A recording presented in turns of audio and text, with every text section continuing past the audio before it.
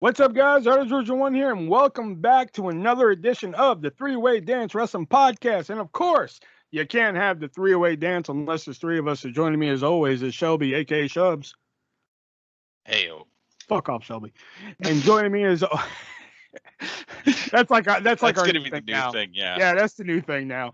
And joining me as always is he thinks we're alone now, Nick. I don't have a Sly reference for that. I just don't. Come on, you don't want to wrap me in your arms and tumble to the ground, and No, he wants No, steak I'm and good. PJ. No. Well, All right, guys. So we got a show for you here tonight. Of course, we're going to talk about some news that I've written down here. We're going to talk about SummerSlam, maybe Takeover, because I didn't know we were doing that until literally about a minute and a half ago. Because anybody who wants to go back and listen to the last episode, they know that we weren't doing that. And of course, we're going to play our games. We're going to play three-word dance. We're going to play It Came From eBay. We're going to see if Shelby can extend his lead. And maybe we'll cut the sports list of the week to make room for Takeover. But I saw something on the sports list of the week that I was like, I got to talk about that because it pissed me off. And of course, we have some questions here. So let's go ahead and get right into the news here. And the first thing being from Takeover, because I didn't know we were going to review Takeover.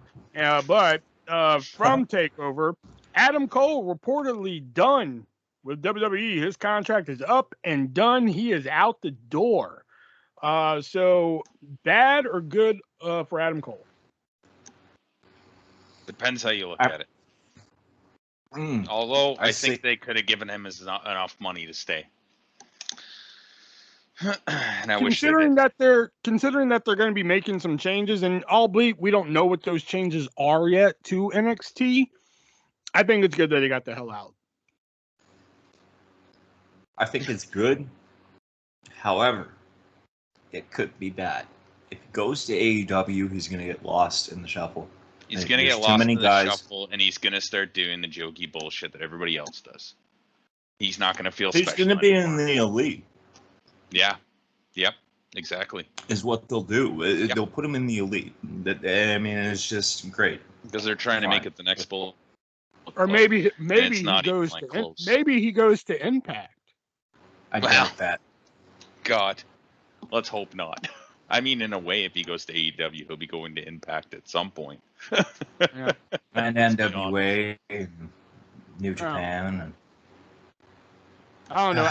I guess it remains to be seen what these new changes are in NXT. I'm very skeptical. He's a guy that I think, even though he's smaller, I think Vince could have got with him. It's just whether the people around Vince were able to explain to him Adam Cole and put him over to Vince. I think that's really what it depended on. Well, look at all the other people that have gone to Vince before and said, this is the guy right here. And like Vince was like, okay. And then like perfect example, Mike Bennett. Mike Bennett is somebody who talked himself into a very nice contract and even talked himself into a way of saying, I'm not going to NXT. And Vince said, well, goddamn, pal. Okay. And look how well that worked out for him. Yeah, well, he shouldn't have fucking said he wasn't going to NXT. I don't know. Also, the other thing, I don't think Mike Bennett is on the same level as Adam Cole. You know? Oh. I don't. At the time that Mike Bennett was signed, at the time that Mike Bennett was first signed to a WWE contract, he was on the same level as Adam Cole. It's not Mike Bennett's fault. It's not Mike Bennett's fault that WWE fucked him up. Yeah, agreed. That's fair. And this is probably my second favorite thing I'm going to end up talking about on this podcast. The other one coming later. But yesterday on Raw, Shelby's favorite wrestler debuted a new look. He's not my favorite wrestler, but okay. I know, but you always want to fucking defend him. I do. But Karrion Kross debuted what they are calling a gladiator look on Raw. That's what I've heard it called online. They have called it the gladiator look, complete with mask, little cross bra straps and everything. He didn't have the mask on when he was wrestling, though. No, I guess with the gladiator style mask though, you don't necessarily. Anyways. So what do you think of the new look, Shelby? If we talk about TakeOver, we'll be talking about Karrion Kross. But at this point, I mean, if they're really going to put a lot of stock into him, then I guess keep going and see where this goes. But if this is going to be one of those things where in 6 months he's jobbing out to fucking God knows who, then just fucking release his ass and let him go to the NWA. Agreed. Like, just be done with it. His ass. It looks like the Sultan face fucked. The fucking now I can't even remember Lord Tensai. It's wasn't it dry with no lube or something? Yeah, dry, hard, and forceful. Dry, hard, and forceful. Yeah, I was thinking like this. This was the Spartacus gimmick that Ric Flair never got. Oh God, Ric Flair would have looked worse in it. To be fair, that's the recycled parts from the Sultan. They went to what's his face in the warehouse and were like, "Hey, so do you still have the Sultan's helmet? What? You know, just the Sultan's headgear. Do you still have it for what? What are you doing? We need it. What are you doing? Just watch Raw. You'll find out. What about what the fuck we doing? Give me the Sultan helmet. It's gonna be good shit, pal. You know, I didn't realize it until I saw that Ricochet match too, how small the Karrion Kross actually is. I don't know, after like the match that he had with Joe on TakeOver, I'm not like as into him as I used to be. I don't know, you're finally seeing the light of how shitty he is. I think unfortunately due to their booking. Yes. Next in the news here, we speculated on it, I think either last week or the week before last, but a very popular pay-per-view is returning in October. Oh, for fuck's sakes. The Crown Jewel is returning. Oh my God, we're not watching Crown Jewel, are we? Oh, we must. We can't deprive our listeners of that. Oh. That dumpster fire. I'm already regretting my decision. Because of course they're going to put on some big marquee main event. They're going to resurrect like Chris Benoit from the dead and put him in the main event somehow, pay him like an assload of money. You know? Just a hologram. And reportedly, it looks like, I didn't write this down, but it just reminded me, reportedly the King of the Ring and Queen of the Ring finals are slated for that pay-per-view.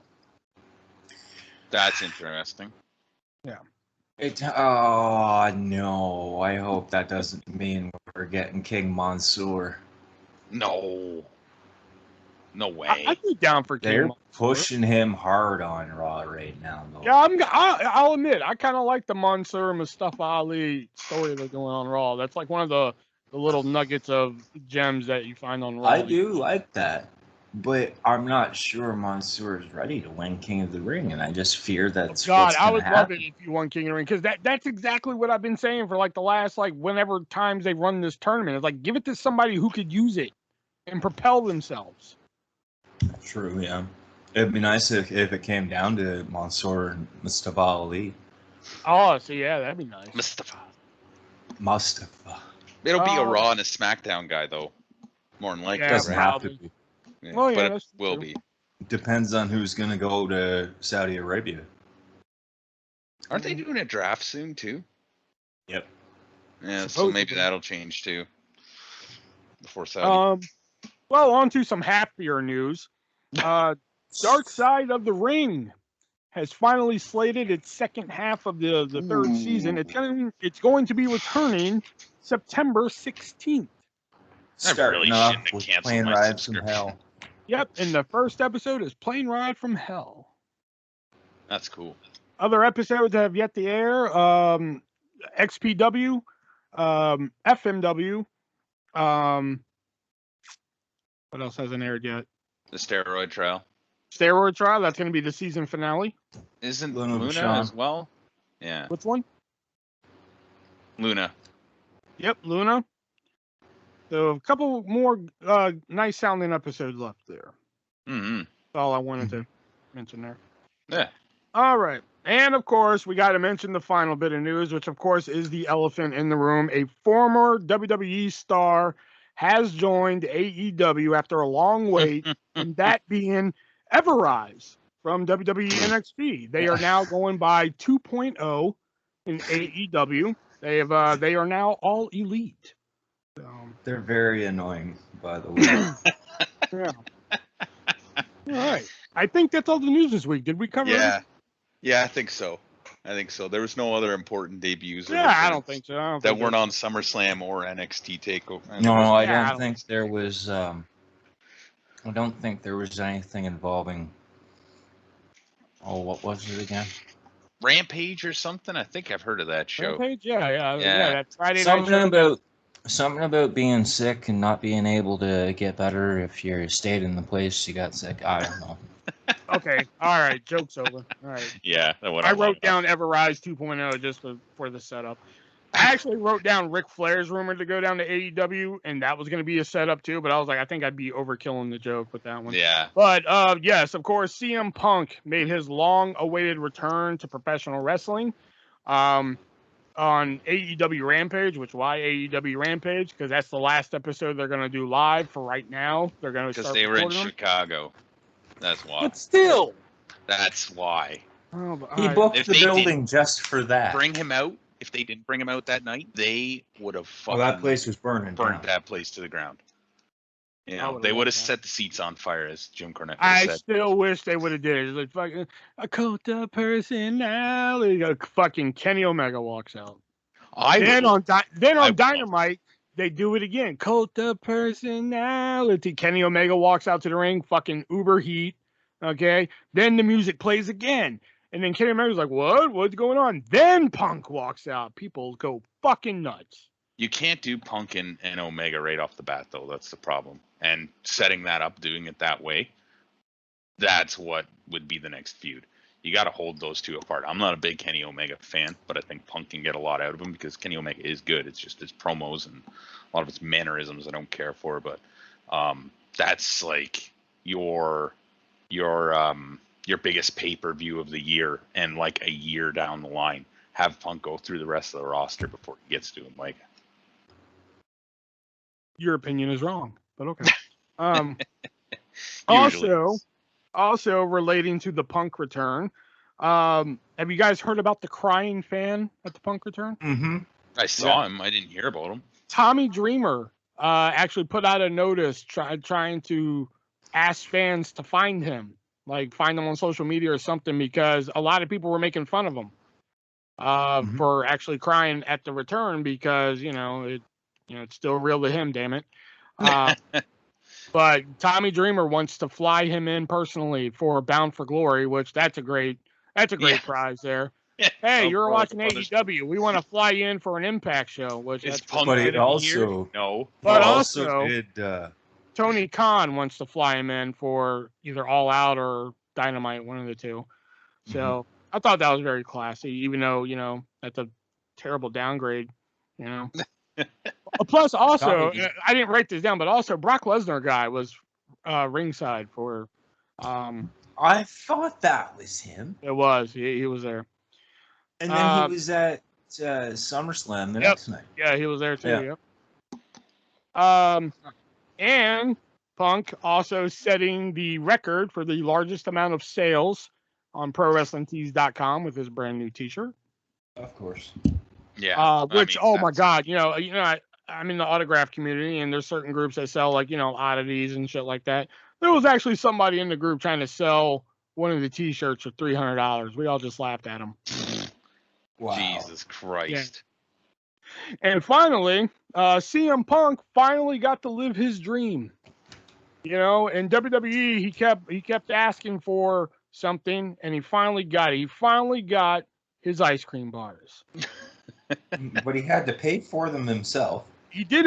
He did foot the bill for him, but he finally got his chocolate-covered vanilla bean ice cream bars that they did give out for free if you attended AEW Rampage that Friday. So a lot of Punk-related stuff, obviously. That's just hilarious. Yeah, he Taz finally was got his ice melting on TV. What was that, Nick? Taz was melting on live TV. He's sitting there stuffing his face with ice cream. Oh, it's melting. It's too hot here. I'm like, oh, fuck, great. I just like that he finally got his ice cream bars. It's pretty funny. Yeah. And there was something else Punk related I wanted to say. What was it? Booker T. Booker T did not like the Punk return. He thought it was not that great. Really?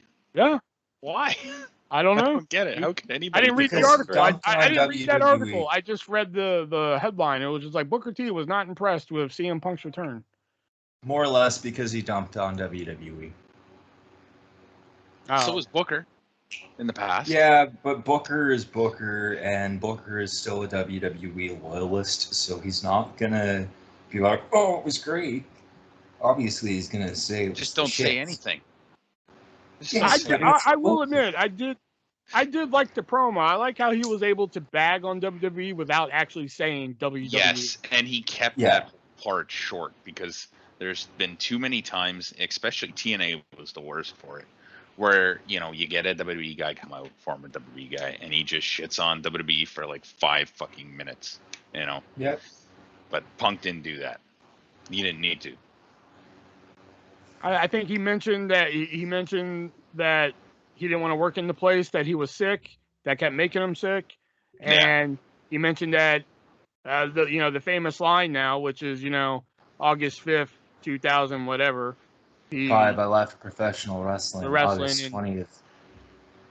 Well, yeah. Yeah. So. All right. So I guess the whole point I brought it up. Are you guys, now that he's actually confirmed? Because I was a firm believer in that he wasn't showing up until I actually saw him.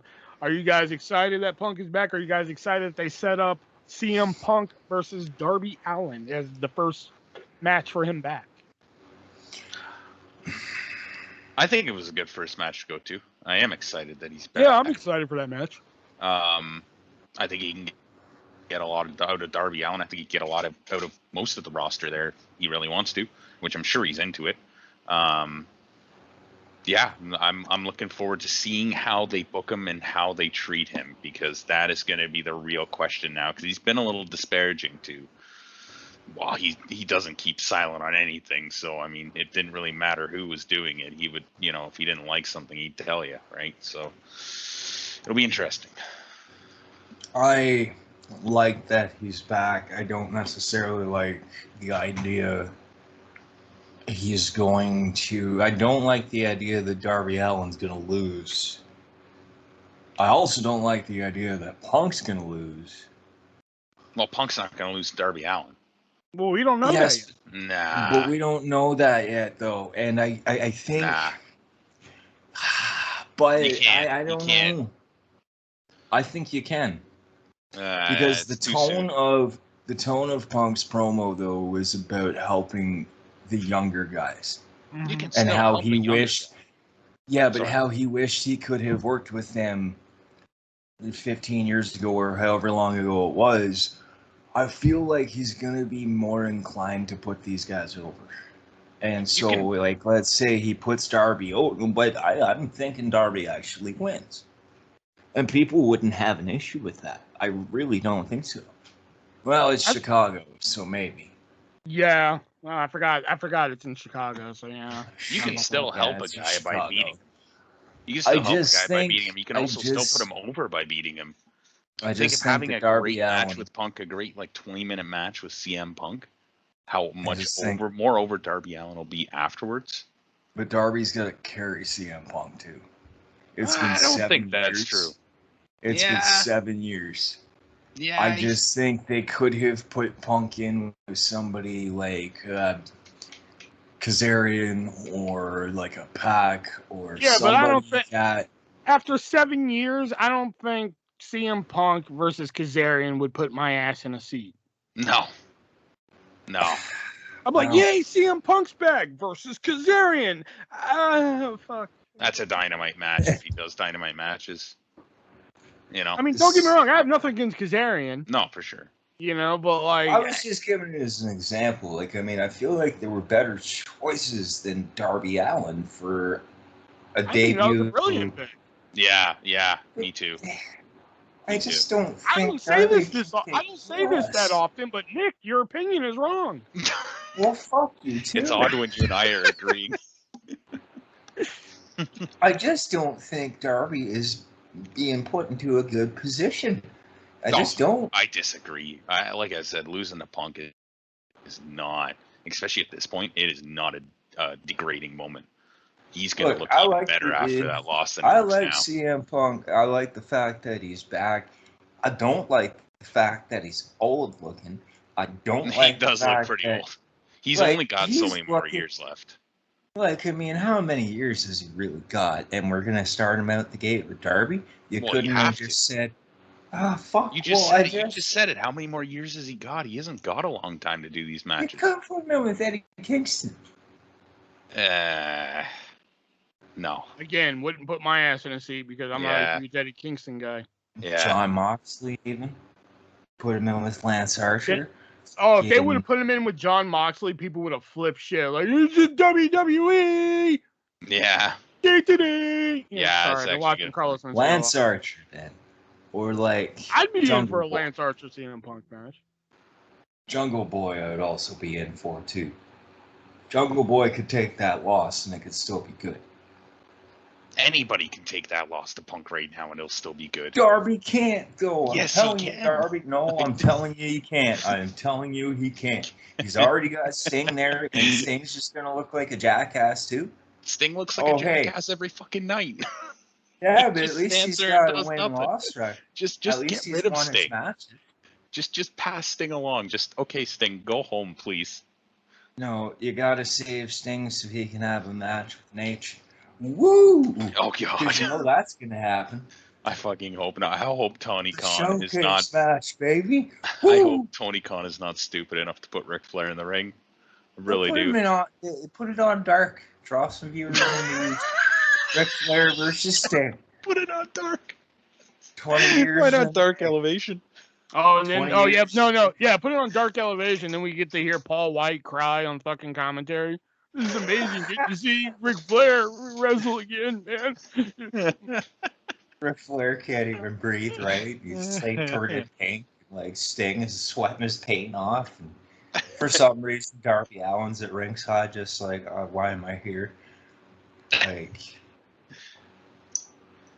All right, so that was the news this week there. So we're going to move on to the games that we like to play here. But, of course, before we get to our games that we like to play here, we got to give a shout-out to one of our sponsors here on the Three-Way Dance Wrestling Podcast. And one of those sponsors being repsports.com. I had to decide which one I was going with there. Yeah. So, what repsports.com is, they have a lot of different things for you to choose there. First off, they have hats, T-shirts, I believe shorts and sweatpants, I believe. They have a bunch of swag for you there, some stickers, some decals. You can slap them on your car. You can slap them on your ass. You can just wear it right on your ass and just let people see it, you know. On top of that, they also have great supplements for your pre-workout. They have the Broken Arrow pre-workout. They also have the Hyper Sleep that after your workout, you can put yourself down for a nice, good night's sleep. And while you're working out, and while you're working out, they have the Raise Energy Drink, which is a great energy drink, great tasty energy drink, 0 sugar, 0 crash, also helps with mind focus, has electrolytes to keep you refreshed and everything. And it has 11 different flavors, and every now and then they come out with a special edition flavor. Like this year alone, they've come out with strawberry lemonade and rainbow, which rainbow just sold out. So you just missed the boat on rainbow. And in the link of this podcast, kill me. In the description of this podcast, there it is. If you click that link, we have the Three-Way Dance is going to give you such a great deal. I mean, like I really shouldn't even be offering you this deal, but if you click that link down there and use the checkout code artist, I'm going to give you 4 cans of Raise Energy Drink just to try, and you're going to get sour gummy worm, Voodoo, which is my personal favorite flavor right there. That's Shelby right now cracking open a can of Raise Energy right there. Hell yeah. Yeah. So you're going to get Voodoo, you're going to get sour gummy worm, you're going to get strawberry colada, and you're going to get Shelby's favorite flavor in the world, the exact flavor I was just cracking open. Galaxy Burst. Galaxy Burst. But cracked that's open not another one. all. That's not all. I'm going to give you more because I don't think that's good enough for you. If you get that deal, I'm going to give you the 4 cans of Raise Energy. Plus, I'm going to give you 4 packets of the pre-workout Broken Arrow. Plus, I'm going to give you 2 packets of the Raise Energy on the go. That is the Raise Energy drink in powder form. You can just throw that in some water, mix it up, boom, you're good to go. Put it in a shaker at the gym, bam, you're good to go. Then on top of all that, I'm going to throw in 2 packets of Hyper Sleep. And if that wasn't enough, I'm also going to throw in a free $10 gift card to repsports.com. All we ask is that you pay the shipping. Just use checkout code ARTIST. And that pretty much, and the shipping's $9.99. So once you get your free $10 gift card, that pretty much pays for your shipping. Boom. Right there. Just use checkout code ARTIST and check out the many other products, because once you try Raise Energy Drink, you're going to want to go back and buy a case of it, and you can do that. Just use the checkout code ARTIST and save more. All of this at repsports.com, link in the description. All right, so let's get to our games here that we like to play here. And believe it or not, Shelby has taken the lead, taking a 2-point lead, and it came from eBay. It is Nick with 10 points now. 2 points, motherfucker. 2 fucking points. Nick with 10 and Shelby with 12.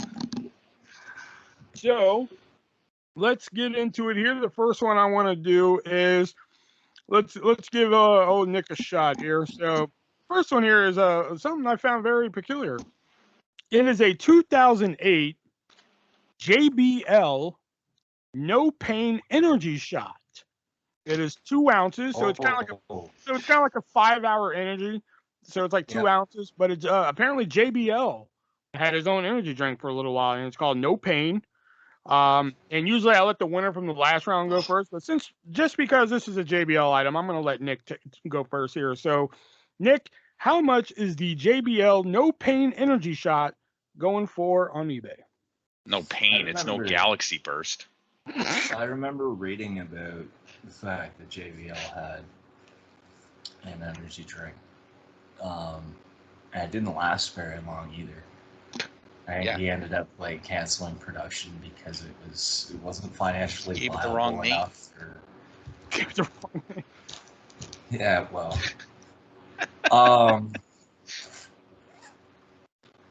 $30. $30. All right. And Shelby, how much is the No Pain energy shot, going for on eBay? So this is, you said, like a 5-hour energy size. Yeah, it's about the size like of a bottle. Yeah, it's about the size of a 5-hour energy, so about 2 ounces. $29. You son of a bitch.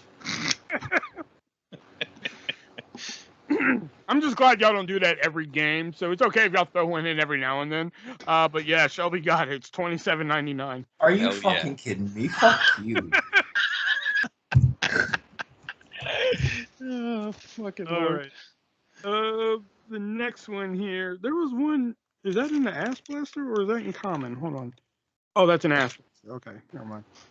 I was like, wait a minute, I'm looking for an item and I can't find it. You just go to eBay and type in Ass Blaster. I do, but I get way different results. Oh yeah. Okay, let's do this one. This is a box. At one time, WWF actually had, in the early 90s, everybody had a fucking cereal. Everybody. Yeah.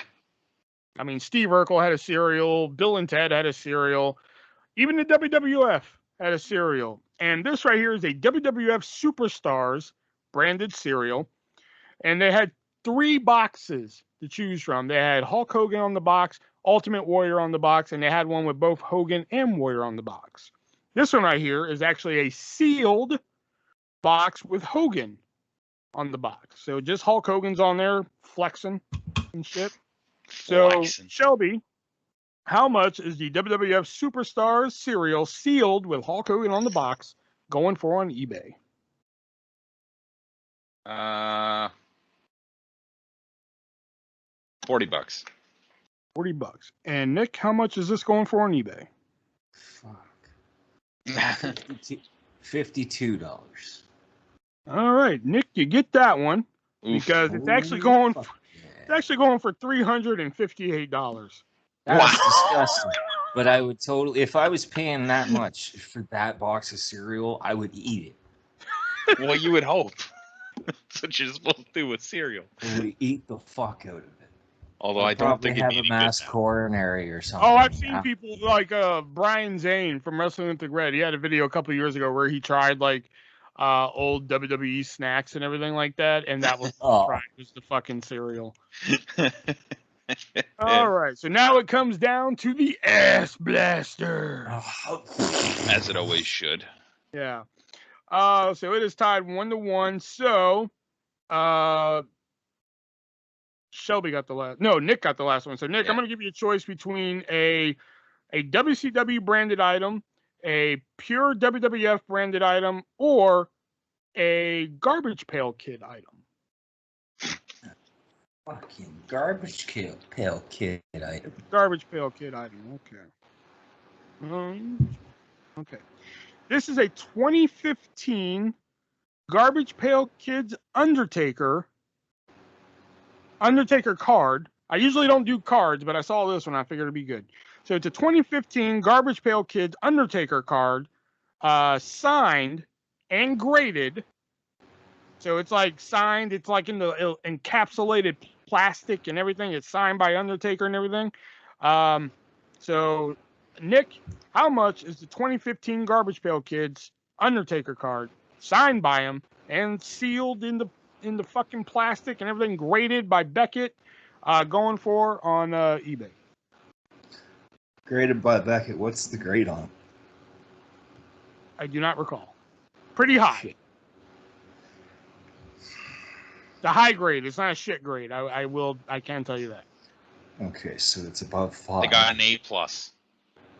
Yeah. No, yeah. It's well above 5. I think it's 8 or 9, somewhere in there. Fuck. So it's something insane. $9,575.67. Okay. And Shelby, how much is this going for on eBay? $7,500.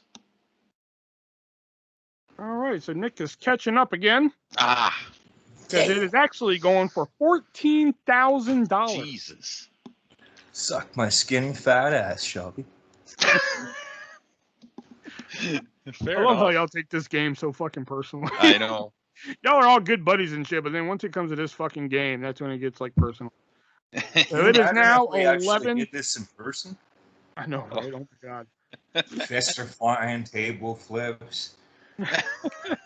You say hi to my head out multiple times and you never really leave. All right. So now the score is Nick 11 and Shelby 12 for It Came From eBay. But now we move on to our other game, and that is the 3-word dance, Shelby's favorite game. Yeah. I don't have any for you this time. Okay, that's fine. I was going to do some shit. Next. Oh, well. Coulda, woulda, shoulda. Yeah. So Nick currently has 11, Shelby has 6, and No Contest has 12. So... It's like the run of Bacon. Bacon has held every single championship ever in existence. This fucking keeps winning them. Fucking Bacon, man. Somebody will take him one day. Abeyance. Or held All up. right. In my eyes, I think this would be a race, but every now and then I'm wrong. So your first one for the 3-word dance is Marine, hose, right. The Miz. No.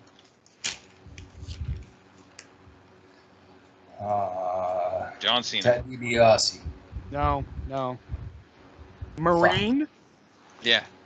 Hose. Right. We're thinking Okay, hose as in hookers. Hose, H-O-S-E. Oh. Okay, so like a garden hose. Yes. And then right, so R-I-G-H-T or W-R-I-G-H-T? R-I-G-H-T. Oh, fuck. All right. Yeah. Lacey Evans? Shelby, there you go. Fuck yeah. Ain't that a bitch? Marine, because she's a Marine. Hose, pantyhose, not garden hose. And the women's right. There you go. Fuck. I got it from the Marine in the right. I was like hose, and then after I said it, I was like, oh, pantyhose, probably. Yeah. Okay. All right. This one, if you really think about it, it's easy, but I made it very vague as well. So, 3 words are feather, plane, as in the aircraft, and maid, as in MAID.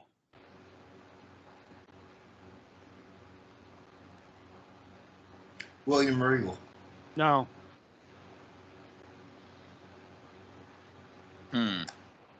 Feather, plane, maid. Gold Dust. No. Damn.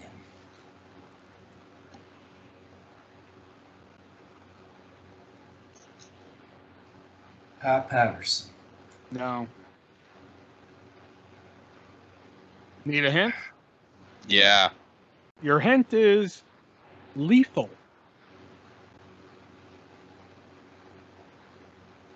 Steve Blackman? No. Fuck. I mean, Nope. none of those other 3 words. Yeah.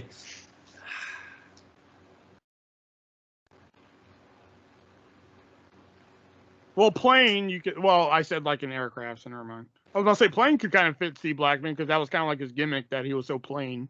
So Hey, jackass. feather, plane, maid, and your clue is lethal. Tajiri. Fuck, I had something. Tajiri. Nope, not Tajiri. Okay, I don't get where you're getting Tajiri with that one.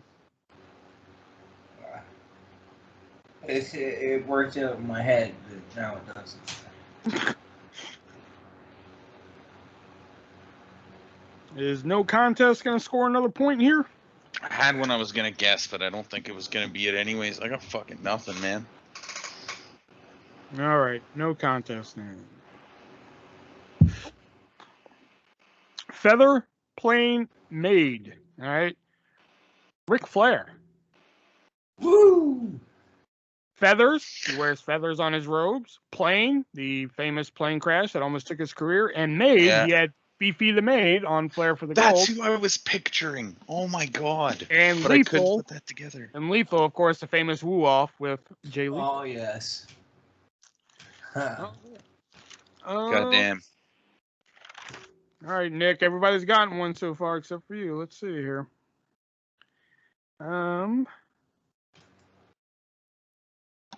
Let's see here. Okay. No, I don't like that one. Okay. I'm doing this one just for Nick. Your 3 words are red, as in the color. Oh, red. Yeah, as in the I color. said bread. Poet. Animal.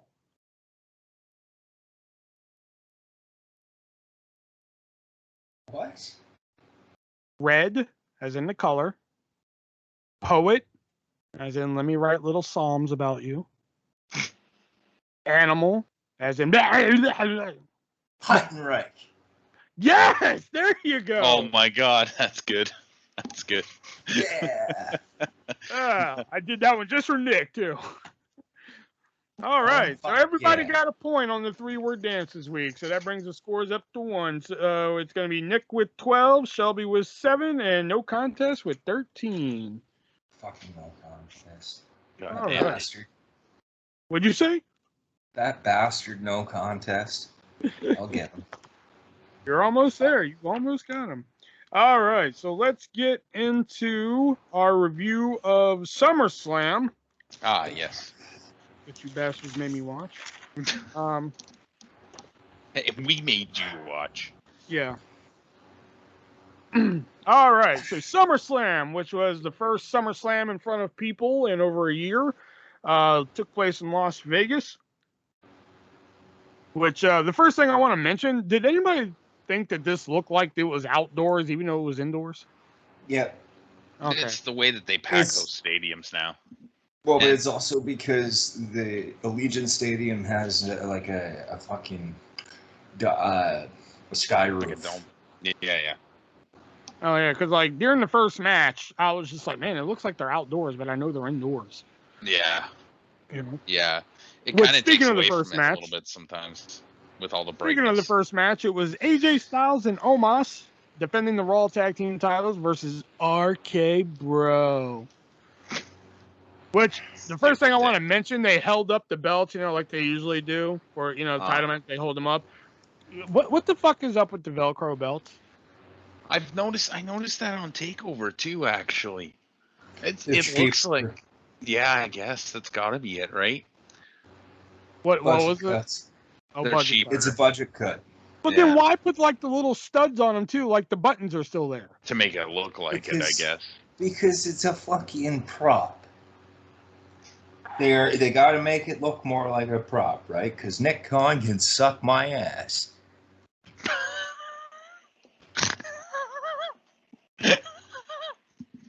Damn, did Nick Khan also like kick your dog or something? Like, I don't have a dog, man. I just. Well, I mean, like, yeah. Was Nick Khan the one behind the wheel of that fucking car? Hey. For all we know, he could have been. Sort of got ramped up there, but fuck.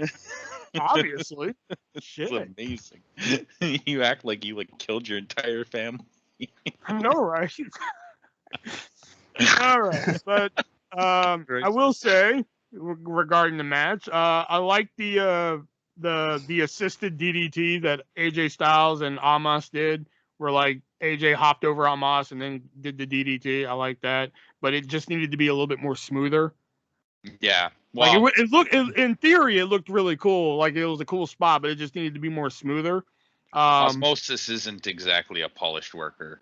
Yeah, I know, but I like the concept of that move. It just needed to be a little bit more smoother. I like the hot tag to Orton. I thought that was good. I like when AJ breaks out that moonsault into a DDT. He doesn't do that much anymore, so I like when he breaks that out. Yeah. And I like that it was. I like that it was a little quick. It was fun. Didn't overstay its welcome. Yeah. And we have new Raw Tag Team Champions. So what do you guys think? Good call. Very good call. I was saying it back when they won them. I didn't like the fact that they strapped AJ with the tag belts. I know they're trying to help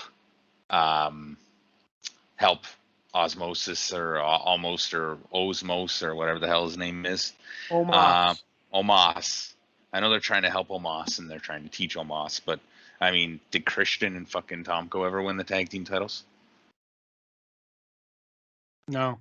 Yeah, exactly. Like, but to get a guy over like and that, Shawn Michaels did. Diesel and Shawn Michaels were different at that point, though. I mean, Diesel was the fucking world champion. That was a little bit different. That was a little bit different. I just think that he could be such a good bodyguard, just backup guy for AJ, and then you just kind of throw him into little matches just to prove how big and tough he is while he's learning. You know. I suppose, yeah. So I'm interested to see what they do next. I felt the match was predictable. Oh yeah, I mean everybody knew RK Bro was gonna win them here, but I still thought it was a fun little match. The only thing I'm upset about is that AJ Styles never does the spiral tap anymore. He never does that move. He hasn't done it since he went there. Actually, I think he stopped doing that in TNA at one point. Yeah, I don't think he's done it in TNA, like in the late run of his TNA career. I like that. But I think that's like a longevity thing where he was like, I can't keep doing this move that much. Maybe he should whip it out every now and then. That's what I'm saying. It's like the moonsault into the DDT. He doesn't do it that often, but when he breaks it out, it's like, yeah, he brought that out. Shit, yeah, bust out a spinal tap every now and then. I think with the spinal tap though, if you don't use it, you lose it. And I think like he wouldn't be able to perform it necessarily as he would like to, and he might fuck himself up because I mean that is a pretty hard move to pull off. I can only imagine. Oh yeah. I mean, but it would be cool if he brought it out again for sure. I mean, I could do it. I just choose not to. Just die. But overall, I thought it was a good match. Yeah. Okay. Coming up next here. Oh, yes. The Evolution. Alexa Bliss taking on Eva Marie. And I will say, despite Eva Marie, I love the ring gear. Love the ring gear. I didn't have a lot of notes for this match because it was barely a match. Yeah. But I love Eva's ring gear. I like the Lily crowd interaction. I mean, say what you want about that fucking doll, but I like Alexa carrying the doll, and whoever has like a doll themselves, she kind of like butts heads with it, with the doll. I thought that was pretty unique. Dewdrop encouraging Eva Marie kind of cracked me up. Like, you got this. You're good. You got it. No, you're good. That cracked me the fuck up. And one thing I did like that Eva Marie did is something that like not everybody has done, which is like when Eva grabbed Lily and just started smacking that bitch around. Yeah. Alexa saw that and got into like her little spider pose and shit. Mm-hmm. Everybody who's turned around and saw that at that point has like, oh my God, and just started fucking freaking out. But Eva Marie turned around and was just like, and? You know, like she no-sold it, which I liked that. I was like, oh, she no-sold it. She only started selling it when Alexa stood up and screamed at her. That's when she started selling it.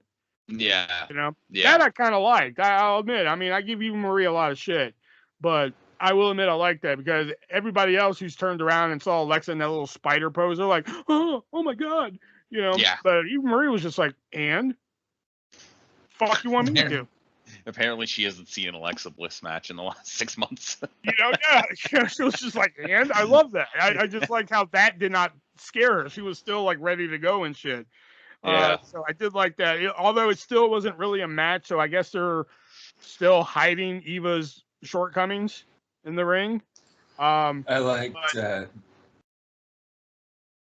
Dewdrop announcing Eva as loser. Yeah. And the loser of this match, Eva Marie. Yeah, that was a nice touch. How many times have you heard the loser get announced? I mean, like match wise, it wasn't really a match, but I think like segment wise, I thought it was a fun segment, believe it or not. It felt like the fans were shitting on this like a lot. Oh, they were. They yes, totally they should have. Yeah. Fuck okay. that. Okay. I was like, was I the only one who heard that? Yeah, it was stupid, and I'm hoping that they kind of. I thought that. I mean, after Money in the Bank, like people were really into Alexa Bliss at that point. Still, you know, whenever they were into Alexa, but they were oh God, they were fucking hating Eva Marie because whenever I see people get released, they always trace it back to Eva Marie. They're like, oh, they released Samoa Joe. I know he's back now, but they released Samoa Joe and Bronson Reed and the Iconics, but they have Eva Marie. Like they always trace it back to Eva Marie. But at the beginning of the match, did I not hear the fans saying, "You both suck"? I think you did. Yeah. I thought they were saying you still suck. Well, maybe it was, but I thought it sounded like you both suck. And it didn't it didn't seem like they were into anything Bliss was doing either. Huh. I don't know. Like I said, match-wise, yes, it was terrible because it was barely a match. But like, if it was like just a segment, like if it wasn't like a sanctioned match, I actually had fun with the segment because I liked Eva's like no selling because I was like, yeah, that's something different because everybody sells that fucking spider walk she does. Yeah. You know, and she turned around and was just like, and I'm still gonna fuck up your doll. You know, like I kind of like.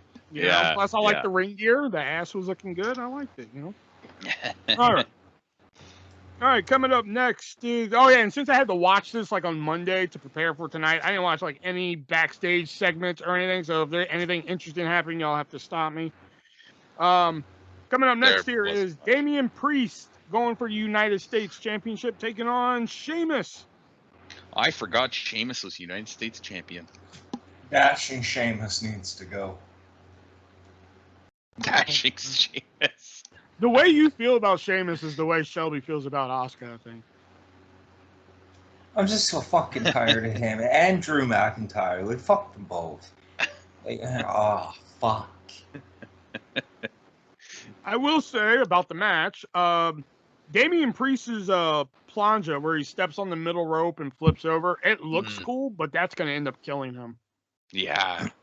He is like 1 foot away from like killing himself on that move. Yeah. He's got to be careful with it. Sheamus, I wrote down Sheamus Alabama Slam because Sheamus uses the clover leaf. He uses a move called the the Celtic Cross. He uses the 10 beats of the Bowery, which I'm assuming is something Irish related. So why the fuck does he use an Alabama Slam? I guess he just started. Maybe he's living in Alabama now. I don't know. Like, can they rename it to something Irish or something? Like, can they call it, like, I don't know, the Leprechaun Slam or some shit? Dublin Slam. Yeah, something. You know. Too gimmicky. I thought the match was a little slow for me at first. I thought it picked up towards the end. Mm-hmm. My favorite part was when Sheamus had that heel hook locked in, and Damien Priest kind of like hulked up, and he just looked at him and said, "Bitch." I was like, the best part. He just looked at him, "Bitch." And yeah. And this was the match where I read the results before watching the show because I was out of town. And I know nobody from the website will ever hear this, but I just want to say this right now. But dear whoever fucking writes the results for WrestlingHeadlines.com, please make sure your shit is accurate. Can you do that, please? Because when I read the results for this match, it said Damien Priest used a Falcon Press type of move, which I was just like, oh, he must have busted out a new finisher or something. Nope, it was the Reckoning. Because when I read that, I was like, oh, shit, I wonder, he used a new move and shit, man. That's going to be dope, man. I want to know what that is and shit like that, Reckoning. That's all it was. Yeah. You know? Yeah. And I have another note on Wrestling Headlines later. But other than the first half, I thought it was an okay match. Yeah, I thought it was all right. It didn't feel like the crowd was too into it, which kind of sucked until the end. And I think that's probably why you kind of feel a little bit differently about the end. But I mean, it was better than the last match, if you can even call it that. So yeah, it wasn't. That's what I wrote down for Eva Marie and Alexa Bliss. Not really a match. Yeah, none of Alexa's matches at this point are really matches. None of her singles ones, anyway. And now she's gonna be the #1 contender. Yep. Great. Yeah. Great. Makes sense. Like, fuck. Yeah, I like Alexa Bliss. But there was even a rumor floating around last week before SummerSlam that Alexa Bliss was going to become Lily at SummerSlam. Yeah, I read that. Did you? Yeah. Yeah. I was like, no. Please, no. She gonna hatch out of an egg like the gobbledygooker? Oh, they're saving that for Survivor Series. She would bust out of the Jack in the Box that the Fiend disappeared into. Oh. That's a chant that happened in Alexa Bliss and Eva Marie was "We Want Wyatt." Yeah. Wow. Naturally. And that's probably part of the reason why they're shitting on her. Wyndham Wyatt unintentionally, it wasn't her fault, but she kind of took his gimmick and he got let go, and she's still there using his gimmick. And side note, they were confiscating Bray Wyatt signs at SummerSlam. Yep. Yeah, I could see it. All right. Moving on to the Mysterios taking on the Usos for the SmackDown Tag Team Championships. We've already had 2 title changes here, so would we get a third? Let's find out. And there was a spot at the beginning of this match where one of the Usos, I forgot which one, he picks Dominic picks him up for a suplex, and the Uso slaps his leg for a tag. And then Dominic stands up, looks at the ref, while the ref is saying, tag, you're in. While fucking Pat is just like, oh, I don't think Dominic saw the tag. Then Dominic turns around. Then they do the whole, like, oh, he didn't see the tag shit. Like, how the fuck did he not see that tag? Dominic sucks. That's how. Okay, well, I don't think he sucks. I think he's fairly decent, but in that moment, yeah, he sucks. Nick, did somebody hurt you today? No, it's just... Who hurt This is usually my spot. Like, I'm usually the negative one. No, it's just, I was not fond of most of this pay-per-view. Also, I wrote, calm the fuck down, Pat, because when Jey Uso hit that uppercut, it was just like a normal uppercut, in my opinion, but like, oh my God, he fucking shit his pants. You can hear that in Reno! Oh my God! I was like, dude, calm the fuck down. He makes Don West commentating look like Don West just smoked a pound of weed before he went out. He is so over the top. And I'm okay with him being over the top. I'm okay with him being over the top and over the top moments, but he just hit a fucking uppercut. I don't know, man. He's too over the top for me in general. Like, especially later in the show when there was 2 returns that we'll talk about. Like, he was just being ridiculous in those moments, especially the second one. Jesus Christ. And overall, I usually like the Usos. I mean, usually they put on good matches. They put on some bangers with the New Day, and even like the likes of Gable and Benjamin and fucking Tyler Breeze and fucking Fandango. Yeah, they put on a banger with them, but this just did not feel like a great Uso match. No. Yeah. It's too bad because you would think that even Rey Mysterio could have a good match with either Uso, but no. Dominic needs more seasoning. He should have gone to NXT. Yeah. He should have gone to NXT. Yeah. Just because he's Rey's son doesn't give him the ticket to the main roster. If that was the case, Shaw Guerrero never would have met. Well, he's now known as the Drama King, but Aiden English, because they're married.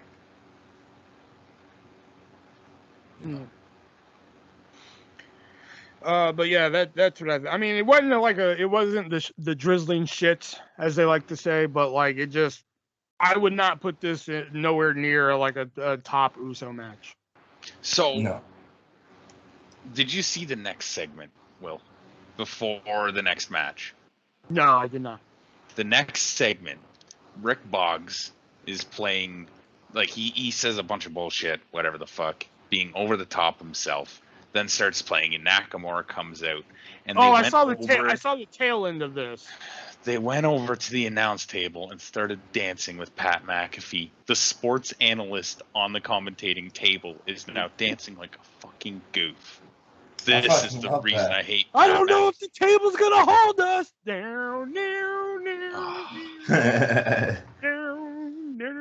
It's just like, why? Why is this happening? I know, like he didn't have a match or anything. What's he even doing there? Yeah. Fuck. But speaking of the next match, I said the Karrion Kross thing was like my second favorite thing that happened this week. This was my first favorite. Yes. Yes. Excellent. So the next scheduled match was supposed to be Sasha Banks challenging for the SmackDown Women's Championship against Bianca Belair. But as speculated last week, they were not going to be able to compete. Well, Bianca was cleared to compete, obviously, but Sasha Banks suspicious in her absence. So we have a replacement. It is going to be Carmella. Who, damn, I really wish we would have got that. I kind of wish we would have got the Carmella match now just because of the ring gear. But as the match is about to begin, the familiar music of Becky Lynch plays, and the man has returned. Yeah. She comes down to the ring, takes care of Carmella, and then we have a supposed dream match, I guess. Bianca Belair taking on Becky Lynch, and the bell rings, and then the bell rings, and we have one of the traditions of SummerSlam, so to speak, and that is a championship squash match.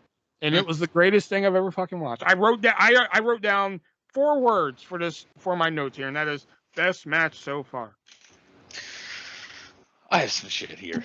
So, I'm not a Bianca Belair fan, and I'm quite happy seeing Becky Lynch with the SmackDown Women's Championship. However, you have spent 6 months, 4 months, I think it's 6 months, whatever, building up Bianca Belair as a champion, having matches with Sasha Banks, having matches with Bayley, and now you mean to tell me you just made her lose the women's title in like fucking 27 seconds? Well, you know, she's on her world. Biggest pay-per-view of the summer. But, you know, if she's on her own against the world, you know, I forget how the rest of the song goes. I love it. Loved every Fuck fucking Bianca second of Belair. I loved that. It's just Loved it. Good. Loved every second of it. So great. Fucking went for the handshake, punch to the face, manhandle slam, even though that is a dumb fucking name, but whatever. I'm going to let that one slide. Fucking pinfall, it's over. Fucking A, man. It's over. They'll have some shitty rematch at Extreme Rules. Well, and they then, know, because like I don't. At least before I could say Bianca Belair versus Sasha Banks. Oh, they'll get some time. It'll be kind of cool, you know. Becky Lynch versus Bianca Belair. Now I'm like, why do I want to see this? I don't want to see this. I don't care. I really don't care. Because Becky caught Bianca off guard, see? So they're going to run the story that Bianca might be able to beat Becky, but no. Well, she was prepared to have a match. Even if she lost, that would have been fine. But just to have her like get beat in 27 seconds, like what the fuck? That's a SummerSlam tradition, though. I mean, look at Warrior and Honky Tonk Man. Look at they had a better match. Look at Benoit and Orlando Jordan. Wait a minute. No, wait a minute. I think I'm wrong. When Benoit and Orlando Jordan like the submission time match where they had to get. No, okay, my bad. No, they started doing that after. Do what? They started running a gimmick where, like, this is the amount of things that Chris Benoit can do in this amount of time. And then Orlando, like, OJ was like, oh, you can't do it again. And he's like, yeah, okay. And then he got 25 seconds. And then he took a pee, and then he had a cup of coffee, and then it was like... I think the cup of coffee bit in that was pretty funny. I think the other one was then like 10 seconds he beat him. Yeah. And now we have Becky and Bianca for the SummerSlam squash. I still think there was a better match later to do the SummerSlam squash. But anyways. I'm gonna pull a Dave Meltzer here, and I'm gonna say fucking 7 stars.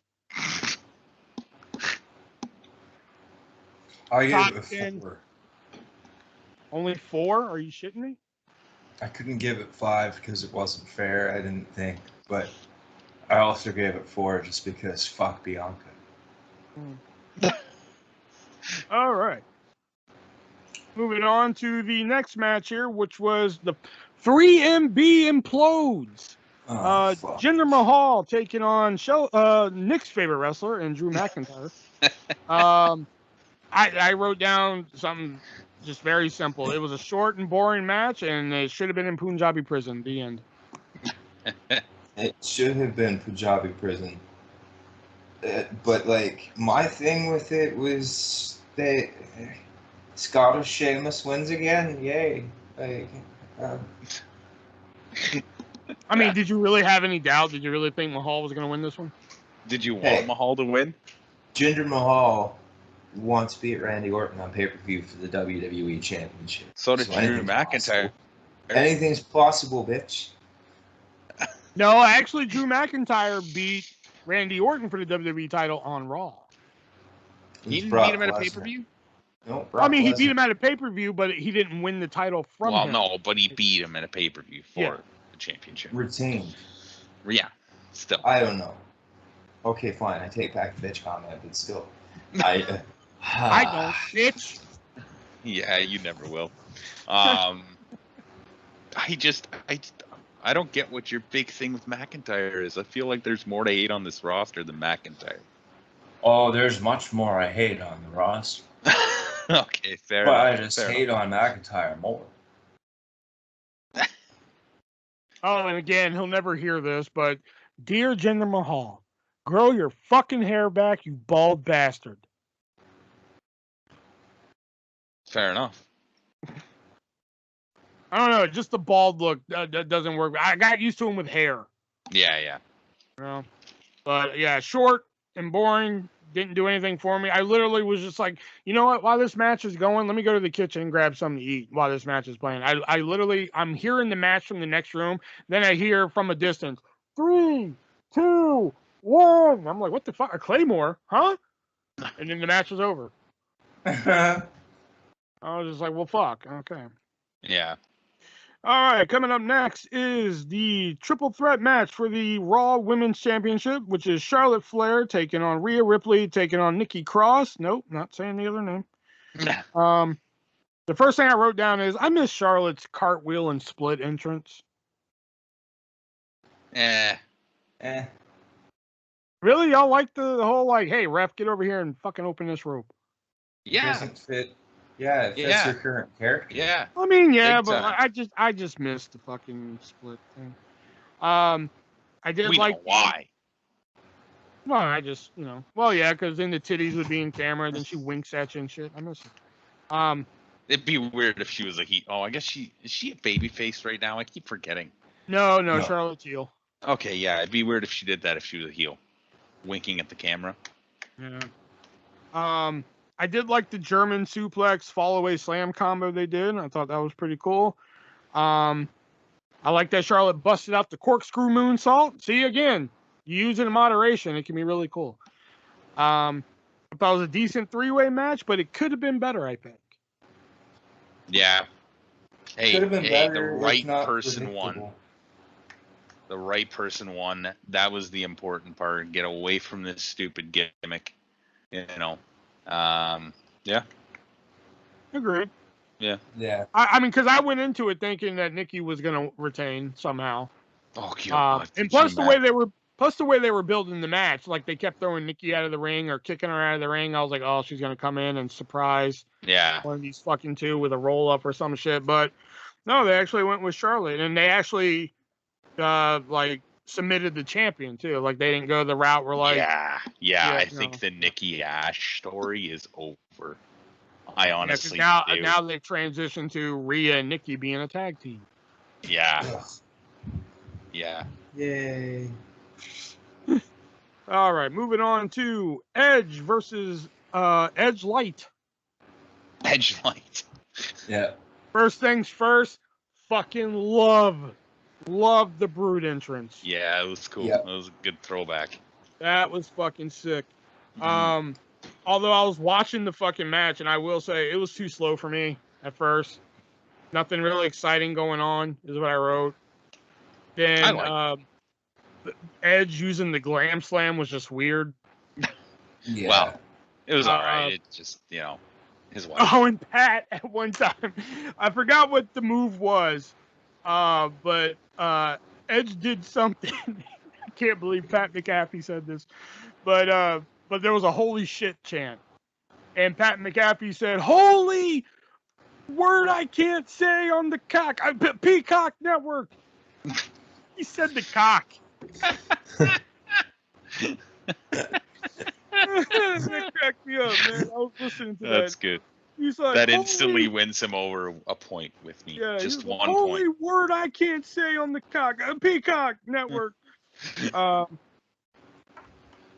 I called the whole sequence once Rollins was going to the top rope. I was like, let me guess. Phoenix, he goes to the Phoenix Splash, lands on his feet, rolls through, spear. And then boom, that exactly happened. Mm-hmm. I called that. I didn't see the submission finish coming. Yeah. That I didn't see coming.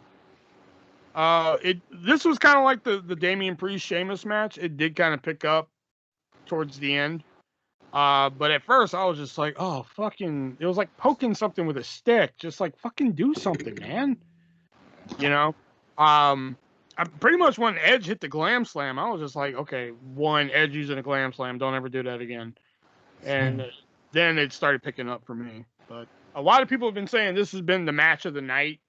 What do you guys think? I would make that argument for sure. I don't know if I would say it's match of the night, but I thought it was really, really good. The argument could be made that. Yeah. Yeah, for sure. I thought it was, I mean, the second half of the match I thought was really good. The first half I was just like, okay, fucking do something. I'm not sure how I feel about Rollins losing. On one hand, I think he still looked good in defeat, but on the other hand, I think it would have been cool to have him beat Edge. But also on the other hand, Edge has lost a lot of matches, so it's kind of cool to see him get a win. So I don't know. I don't know what I think about that, but it was good. I thought it was good. Nick? I already said. Oh, okay. Makes the argument that it was match of the night. Oh, okay. And next coming to the ring, according to WrestlingHeadlines.com, was The Miz and Mike Morrison. But apparently no such person exists.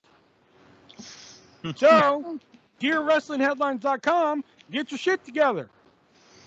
Because now I'm watching the show, like, why are they changing his name to Mike? Like, okay, like this, okay, why? How are they going to explain this? No, they in the ring now, The Miz and John Morrison. Like, why the fuck is he written as Mike?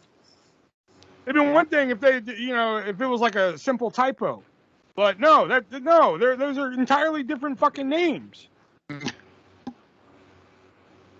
Anyway. Yeah.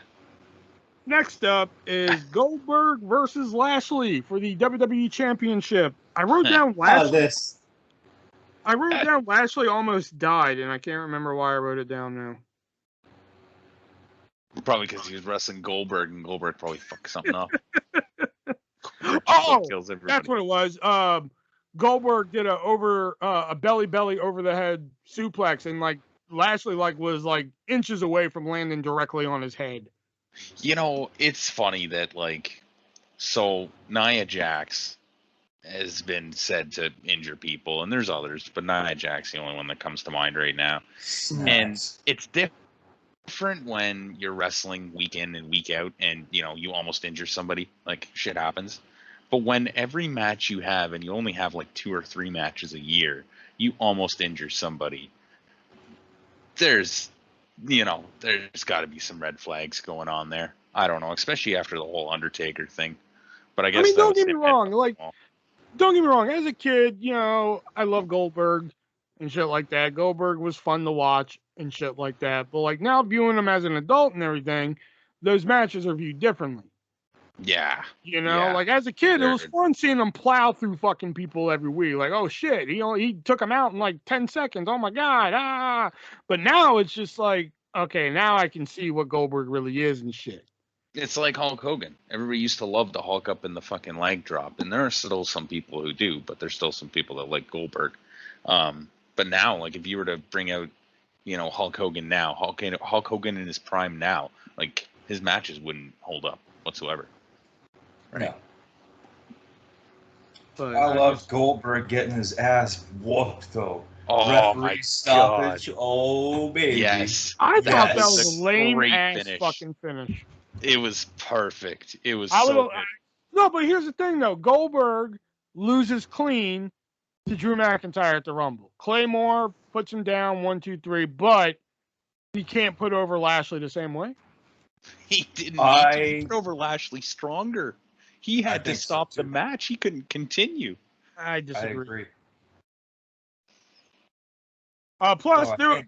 Did y'all realize that Goldberg had a delayed reaction? MVP hit him in the knee with the cane, and then he turned around, looked at MVP, and was like, "Oh shit, yeah, yeah." I thought I saw that. Yeah. I didn't like the match. I thought the finish was fucking lame.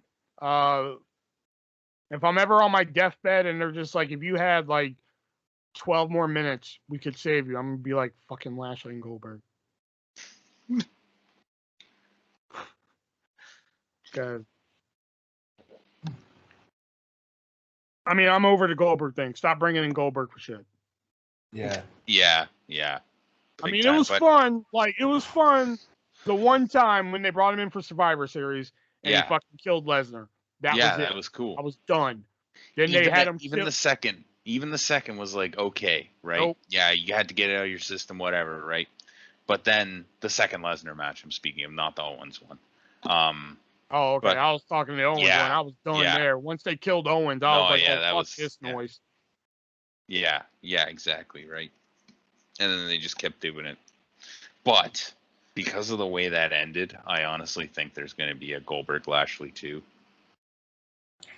At some point. I hope not. Me too, but that's probably a crown jewel fucking match. Oh yeah! Crown jewel! Goldberg wants that crown jewel money. Did I say Lesnar? I meant Goldberg. Crown jewel money. Shit, I'd go to Saudi Arabia and wrestle there for fucking crown jewel money. Shit.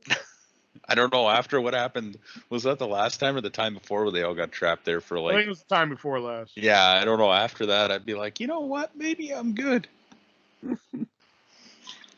All right, and in the main event, Roman Reigns defending the Universal Championship against John Cena.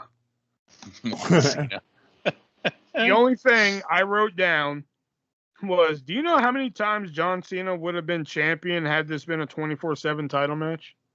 Yep. Oh, God. Because he rolled them up a lot, and if it was a 24/7 match, the roll-up keeps fuckers down. Yeah. And you know, it it'd be fun to see him win the fucking 24/7 belt for a little while. I think that'd be kind of fun. And I wrote down their No Mercy match was better. That's it. Yeah. I was not entertained by this match at all. That's what I was thinking. I was like, this is...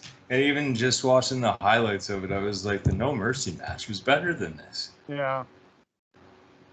I liked it. I thought it was a great match. Why? I don't know. Roman Reigns. And that Bork Laser coming out at the end doesn't count. That was the end. Well, that was good, too. That was phenomenal. Especially his new look. He looks like an onion. He looks like an onion. I saw that picture. No, what kills me with the Brock Lesnar thing is that he comes out and now he's face Lesnar, which, okay, all right, I guess I can roll with that. He's face Lesnar, does all the face things, raises his arms in the air, yay, I'm Brock Lesnar. And then when the cameras go off there, he destroys John Cena, which I'm like, huh? Yeah, why didn't they just show that at the end of the show? No, what? No, why even do it if he's a face?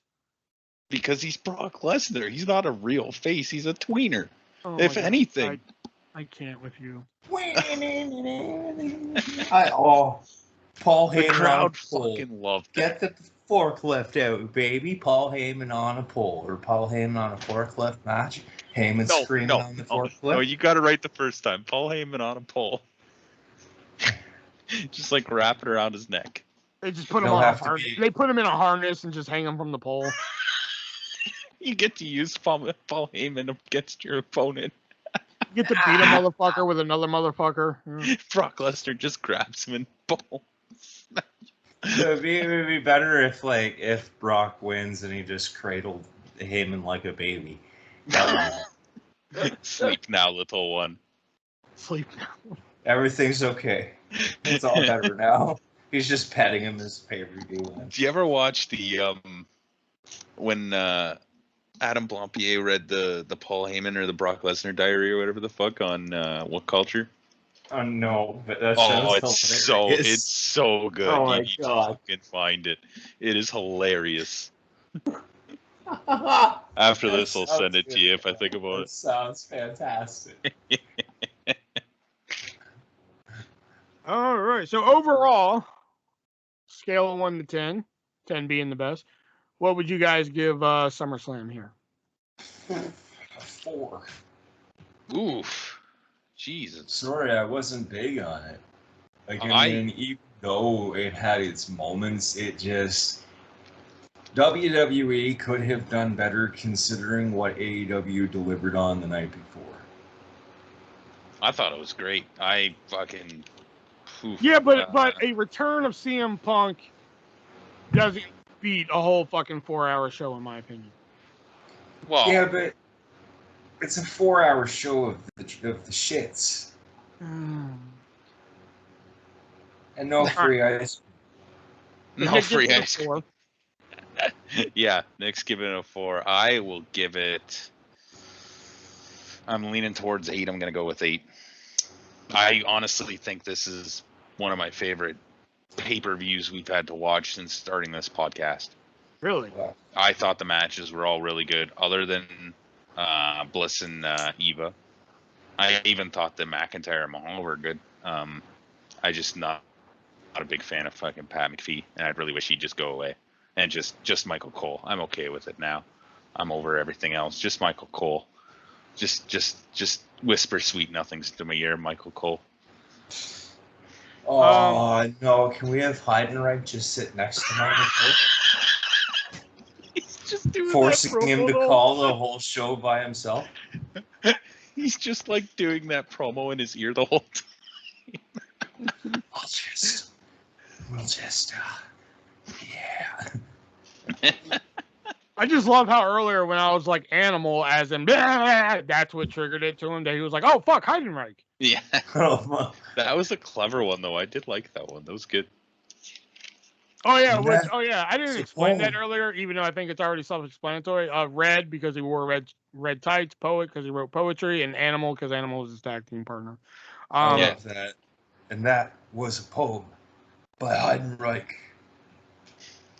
Crowd goes All right, wild. so I liked the second half of Edge and Rollins. I liked the three-way.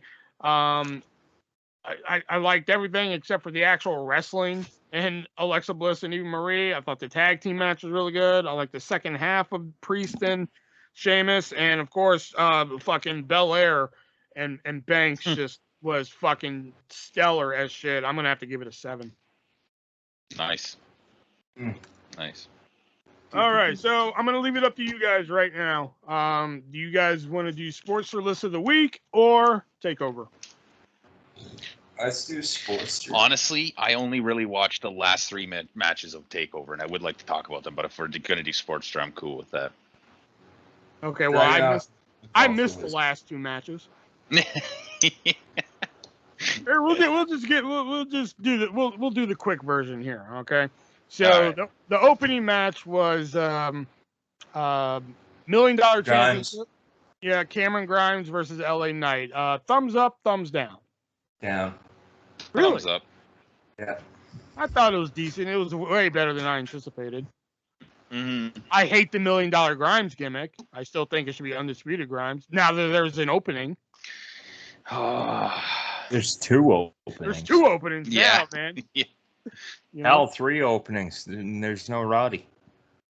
No, he's in the Diamond Mine. Yeah. We can pull him out the Diamond Mine. Openings. Yeah, pull him out the Diamond Mine, man. We can just get some new Undisputeds in there and shit. And second match was Raquel Gonzalez versus Dakota Kai. Thumbs up, thumbs down. I'll give it a thumbs up. It's all right. Yeah, thumbs up. Thumbs up. Yeah, I thought it was a pretty stellar match. I really thought Dakota Kai was going to take it, but it was a pretty. I did pretty too, actually. Yeah, really good match. Next up was Ilya Dragunov versus Walter. Thumbs up, thumbs down. You don't even need to ask. This was match thumbs of down. the fucking weekend. You're joking. I was like, you were putting this over so hard earlier. Way up. Yeah, this is match of the weekend. I will say, I did enjoy the match. I did enjoy it, but it is still no Bate versus Dunn from Chicago. I think that their first one, Walter and Dragunov, was better as well. I still haven't seen that one. It's fucking good, man. It's a good match. Yeah, but I did enjoy the match because, I'm just like, how the fuck is Walter 297 pounds and Dragunov is 47 pounds soaking wet, and how does he not just explode into fucking pieces when Walter chops him? It was pretty crazy how many times Dragunov actually picked Walter up. I was like, holy fuck! Look at how. I thought that at first, but Dragunov, he's built in the chest. He is, but man, Walter was not giving him an inch for those lifts. No, that's true. He was doing all the fucking work. That was insane. And I didn't see a submission win coming on that one either. Yeah, I don't know. That stunned me. Yeah, I don't know if my I like jaw that. dropped when that happened. When he picked him up with the choke and Walter tapped, I was like, yeah. As much as I'm glad that he has the belt now, and I'm really interested to see what he's going to do. I still really wish Walter would have hung on to the belt, but I have a feeling he's going to be the next challenger for the NXT Championship, even though I think he should you might want to read the spoilers. Or the results tonight, one or the other. Actually, NXT is over, so. Oh, I got to do that. And so the next 2 matches I didn't get to finish, so it's just gonna be thumbs up, thumbs down for you two. But the 2 out of 3 falls match, Adam Cole and Kyle O'Reilly, thumbs up, thumbs down. First fall, I'll say thumbs middle because it was. I like that. Their first match went on way too fucking long, and they were trying to shorten this one up, and I think that was a good surprising shock for the first fall. I'm going to say a very angry thumbs up because the fans shat on the finish, and I don't think the finish was that bad. I think the reason why they were shitting on it was because there was no tables, and for this feud, tables did not make fucking sense. It just the fans fucking pissed me off during this. The only table spot they could have done was the announce table, because this isn't a match where you're setting up furniture. Like, how many times have you been in a fist fight and you've been like, hold on a second here, I got to set up this table because we're gonna go through it? That never happens. This was a rivalry. This was the end of the rivalry. This was meant to put O'Reilly over, and oh my god, did it put O'Reilly over. But the way the cage kind of folded in was fucking weird. Yeah. I don't know. I heard that there were chants of bullshit. Yeah, well, it feels like they wanted. Sorry, go ahead. No, you go ahead. It feels like people were thinking it was gonna be something like Gargano and Cole's 2 out of 3 falls was, and then when it wasn't, they were unsatisfied. I think too that like they shouldn't have announced the cage match on NXT. They should have just waited, because that kind of gives away that there's going to be, not that we would expect there not to be a third fall, but it takes a little bit of the mystique away if you're like, and the third fall if necessary. Well, it's going to happen. So, you know, I think they should have just left it, because when they did Gargano and Cole, they left it. They didn't say it until, you know, we were there. We saw the cage and we were like, holy shit. Yeah. But yeah, I thought it was good, and I fucking hate the fans for shitting on it. And the main event was... Before we get to the main event, I did want to mention the Lucha suits came up next. And somebody in the crowd. Yeah, what's their name? Oh, Legado del Fantasma? Yeah, I called them the Lucha suits because that's what fucking Cornette calls them. And as soon as they popped up, it was the first thing that came in my head. But there was somebody in the crowd that was chanting green card. I thought that was amazing. Anyways. And the main event is Shitty Cross taking on Samoa Joe. Thumbs up, thumbs down. Down. Really? Down. Yeah. But you love carrying Cross. Joe got too gassed. They killed Cross. They killed Cross by having him get defeated by Jeff Hardy. And at the beginning of this match, people were booing the shit out of him, which I was like, all right, cool. You know, you don't hear heels get booed very much anymore. But it turned from boos to just silence. And that's when, you know, it's like, oh, fuck. The crowd killed this match. It felt like an NXT match more than anything. Like it should just been on NXT, maybe even opening the fucking show. Cross just didn't look the same as he has. This match was where I started to kind of falter on fucking Cross. I'm not into him anymore. You have finally seen the light, my child. But Joe won with the Muscle Buster, which was really cool. Oh, he won with his finishing move. Okay. The finishing move he hasn't done in like 15 fucking years. What trucks are you on? The last time he did the fucking kid. Yeah. He hasn't done it in a long That was less than 15 years ago. Okay, but still, it's been a long time. He has not done the Muscle Buster since then. Jesus, you act like you haven't seen that since fucking Spinal Tap. Well, no, I was gonna say trying to think of it now. Since that TV show, what is it? You act like you haven't seen it since that TV show Veritas The Quest has been on TV. Wow, I wonder if you could find that show somewhere. Yeah, you could actually. You know, that's funny because our sponsor, HardToFindTV.com, and their sister site, FanMadeDVD.com, they could actually get that for you on DVD or Blu-ray for a reasonable price. And if you head on over to their website, you could use my checkout code ARTIST, ARTIST, and save 15% at checkout. And not only do they have Veritas The Quest, but they also have thousands, literally thousands of other TV shows to choose from that you can get on Blu-ray or DVD, and you can get them with subtitles if you are hearing impaired, or if you just have that weird friend that just likes to have subtitles on. And if they don't have what you're looking for, if you look through all the thousands of titles and you're like, I don't have what I'm looking for, email them. They'll be more than happy to take your request. They'll track it down for you, put it on a Blu-ray, put it on a DVD for you, give you a reasonable price. And if that price still isn't reasonable enough for you, you tell them that artist sent you from the three-way dance, and they'll give you 15% off of it as well. Now, if you want to pay them, which hopefully you do because you have to, if you go to hardtofindtv.com, you can only pay them with Amazon Pay, which is great if you want to use Amazon Pay. But if you would like to whip out the old credit card, head on over to fanmadedvd.com, and you can use your credit card there. You can use Amazon Pay. And if you still can't find what you're looking for there, as I like to say, if they don't have it, you don't need it. All right, so let's move on to the sports list of the week here, which I have some qualms with this one, and that is the 10 most uncomfortable gimmicks in WCW history. Yeah, I have some qualms with one major one on here. All right. My name's Seven, by the way. Strangely, not on this list. Damn. It's got to be like the creepiest one they ever did. Coming in at number 10, Johnny B. Bad. Why? Let's see. WCW gave Mark Mero the character of Johnny B. Bad that was inspired by a legendary musician.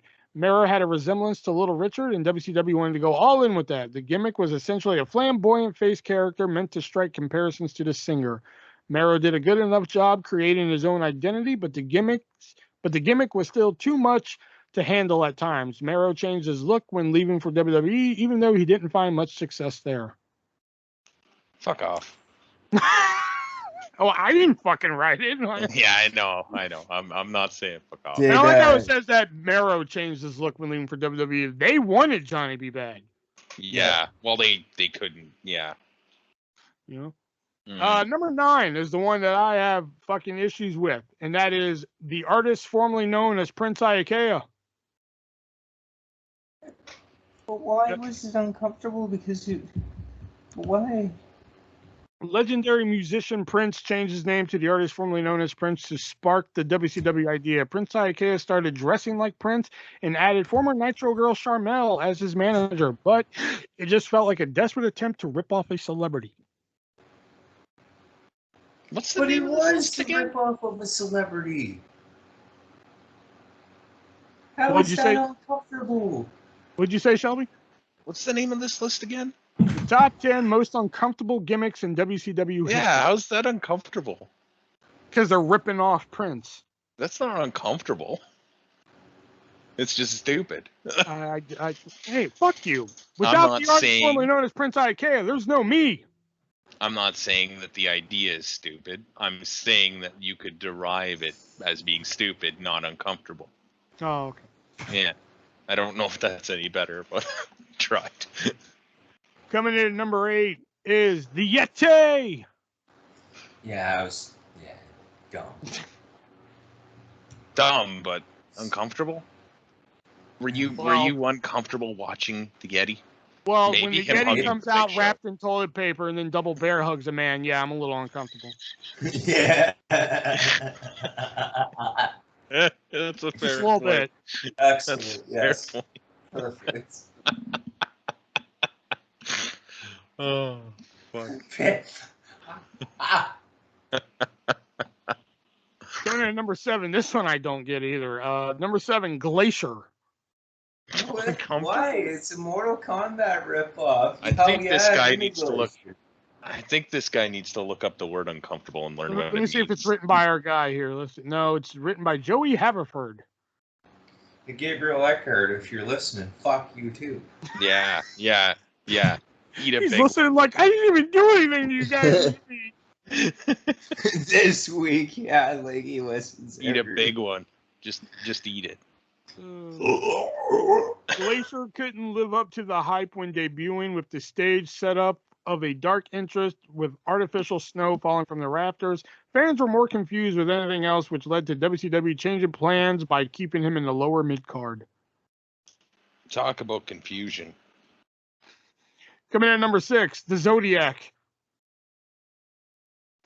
What did he do that was uncomfortable?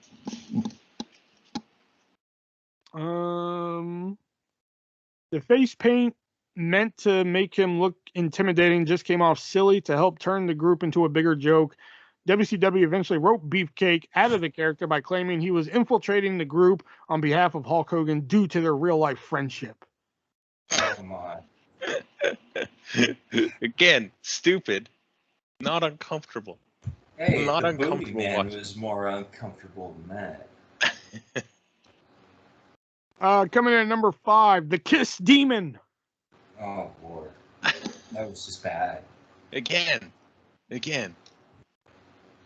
Well, I mean, I guess that's uncomfortable because they spent $500,000 to bring Kiss in for that concert for one night, and then I didn't spend that money. Do what? I didn't spend that money though. No, I said that they doesn't did. make me uncomfortable. But still, you got to think they spent that money to bring him in, then created a whole character based on Kiss, guaranteed him 2 main events, which they then had to negate on and claim 2 matches were special main events just so they could fulfill the contract and everything. It's stupid. I'll say that. Oh shit! I didn't notice this the first time around. Number 4, Vampiro. Oh. The fuck? Vampiro channeled his inner Ozzy Osbourne when threatening to bite the head off a crow and spit it on Mike Tenay during a backstage interview. Well, I can see why that would make you uncomfortable. Yeah. That's one instance. The dark tone was set moving forward with Vampiro crossing the line by lighting Sting on fire and taking him down with a bloodbath from the rafters. Vampiro did his best to keep the audience on their toes, but nothing was working for WCW at the time. Yeah. Coming in at number... How did 7 not make the list? Uncomfortable. My name's 7, by the way. Yeah.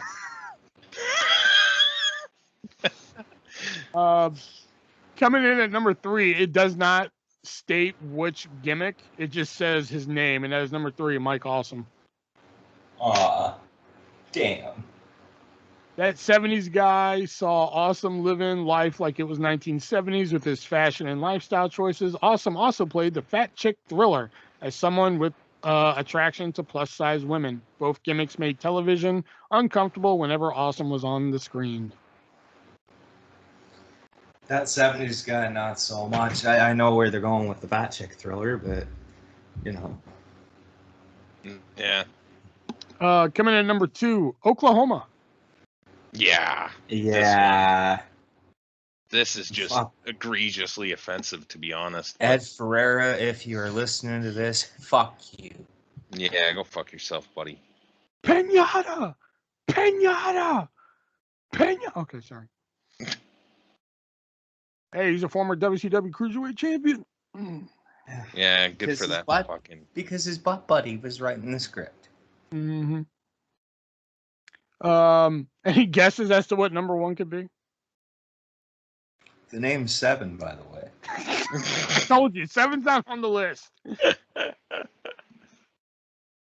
Is it David Arquette? Oh no, you would have mentioned that. Number 1, the Renegade. Again, uncomfortable? I don't know. The bootleg of the Ultimate Warrior? Yeah. Hulk Hogan revealed that he was going to have some backup to help him out with the implications that it was the Ultimate Warrior. WCW instead introduced the Renegade gimmick that essentially ripped off the Warrior. Rick Wilson. Wilson had no choice of making it work since WCW built expectations. Everything about the Renegade came off poorly and provided uncomfortable television until the gimmick was scraped. Scrapped? Oh, I'm sorry. Is this the Amazing Shelby show now? Well, it always is. Bitch, I said scraped. All right, fair enough. I mean, uncomfortable? I don't know. Stupid? Yes. I agree with that. Yeah. I really think this guy needs to look at a dictionary and figure out what the word uncomfortable means. Hey, Sportster, you need to go over some basic diction classes with your staff. Yeah. Just send them to English class. And out them Websters. Them Websters. Okay, wait a minute. Joey Haverford has another one, a speed round on this one. So 10 most uncomfortable gimmicks in TNA history. So okay. No. This one I'll know a little bit better. Okay, Okado, played by Okada. Yeah, Okay, yeah, basically. it was Yeah, it was. inherently racist. Yeah, okay. Relic, played by Johnny the Bull. Killer spelt backwards. I like Yeah. Relic. Yeah, I did too. I did, yeah. Suicide. Yeah, I guess. It was a video Just 'cause game the name. character. Meh. The Governor, played by Daphne. Where she was essentially fucking Sarah Palin brought to life. Oh, fuck. I forgot about that. It didn't make me. I agree with that. Number 6, Robbie E. Really? That was just more. That was just more mental masturbation on the part of TNA Creative. Number 5, The Guru, Sanjay Dutt. That was inherently racist too. Oh, but it was great. I used to love when he'd go by ringside. Oh. I loved it. Number 4, Rosie Lotta Love. Was that the big girl? Yeah. Yeah. That wasn't cool. Number 3, Black Rain. My name's Seven, by the way. It's the new Tully Blanchard. I know, right? Number 2, Creepy Samuel Shaw. I liked Creepy Samuel Shaw. Bullshit on number 1. Number 1, Orlando Jordan.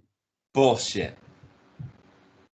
Bullshit, because they could have done so much more with that. If they really wanted to get attention, they should have pushed the envelope that much more. They could have been everywhere, nationwide media. Look what this wrestling company's doing. Hey, I gotta see that. Idiots. Exactly. Okay, that was a speed round there because I just happened to see that when I scrolled to the bottom, so I wanted to. That one was much more accurate for uncomfortability. Yeah. Uncomfortability. Comfortability.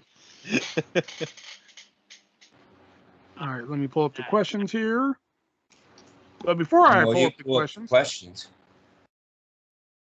Sorry, yeah. While I pull up the questions, Nick has to tell us our fact of the week. So, Nick, what's our fact of the week? It's pretty basic this week, actually. But we go back to, I think it was 2012, maybe somewhere in there.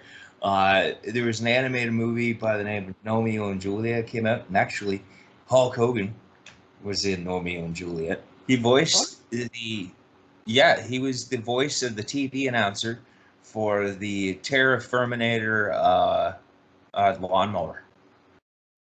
Oh shit! I gotta go look that up. Yeah, so you don't actually see him, but when there's like the TV commercial, he's the voice of the TV guy. Oh wow! I didn't know that. I usually have my finger on the pulse of shit like that, you know. Wow, of all the movies Hulk Hogan did, I would have never expected him to be in fucking Romeo and Juliet. Yeah, Romeo and Juliet. You know, at least like your favorite fucking Hulk Hogan movie, Three Ninjas High Noon at Mega Mountain makes sense. You know. Did you? But question for you, Nick. Did you know that Three Ninjas High Noon at Mega Mountain has never been released on Blu-ray? I did. I know. But with our sponsor, MoviesRUSA.net, if you go over there and email him, he'll probably find that movie, put it on Blu-ray for you for a reasonable price, and then on top of all that, use our checkout code. That's right, our checkout code, 3-way. That's the word, not the number. But use checkout code 3-way, you'll get 50% off of that. And if Three Ninjas High Noon at Mega Mountain is not your cup of tea, which I think it's only Nick's cup of tea, there are thousands of other titles for you to choose from. I mean, other great shows. I mean, they just released the 90s classic, The Babysitter's Club movie on Blu-ray. They just released the Alex Winter classic Freaked on Blu-ray. They just released they released all 10 seasons of Robot Chicken on Blu-ray for you to watch. And if you go over there and buy any of those titles and use our checkout code 3-way, you're going to save 50% on your purchase. Just make sure you let them know that you heard it from the 3-Way Dance Wrestling Podcast. And they take requests. So if you're looking for something, be sure to email them. They'll be sure to help you out. All of this and more at MoviesRUSA.net. All right. Go down to your local fish and chip stop and try 3-way as your promo code and see what they give you. Yeah, see, if you do that, they're probably going to tell you to get the fuck out. Time out. Offsides traveling. What? Go down to your local what and try 3-way? Fish and chip store. And say 3-way. And see if you get a deal. If you do, tell them we sent you. What the fuck is fish and chip store? Do you know what fish and chips are? Nope. No? Shelby, I swear to God. What questions? That's the first question of the night. What the fuck is fish and chips? You don't know what fish and chips are? Like, you're being legit. Oh my God, I'm gonna kill him. No, I'm asking seriously. And I'm asking you seriously. All right, fish chips is like fish and fries, man. Okay, well that I know, but there's a store. Wow, I mean, yeah, there's restaurants and shit. Yeah, you can go and get fish and chips. You just go in and order fish and chips. Yeah, that's all they got. So then why would I go down there and use 3-way? Like, because that might give you something. Yeah, who knows? You start saying 3-way everywhere. Hey, you might get laid too. You might get laid. Moving on to our questions before I have a. Not at the fish and chip store. That'd be. Well, you might. Just might smell a little bit. Moving on. The first one, even though it's not showing up here, but I remember it. And Jason wants to know, what was Kane's best match? Oof.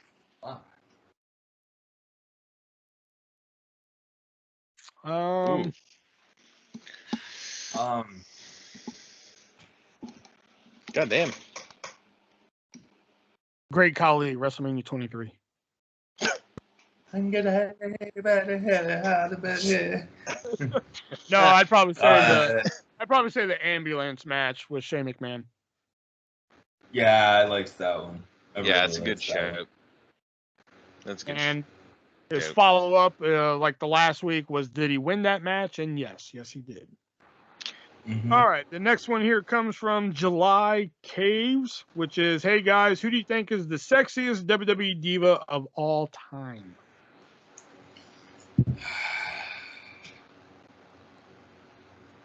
Mine's a tie between Charlotte Flair and Lacey Evans. Oh.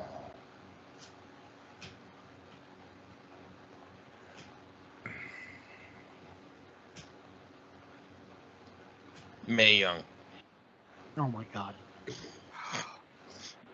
Can you legitimately answer the question, please? Why not? Why can't it be Mae Young? You have fucked strippers, and I know this. I know you would never put your dick inside fucking Mae Young.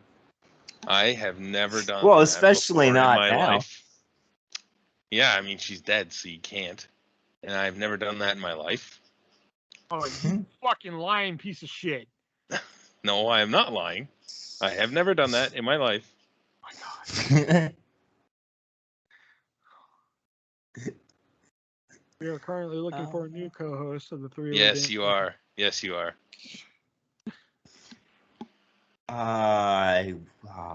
Fuck.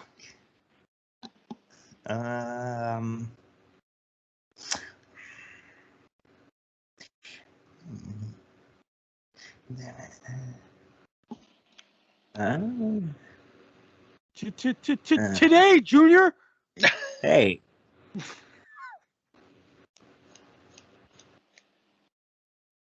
You gotta give it some. Oh.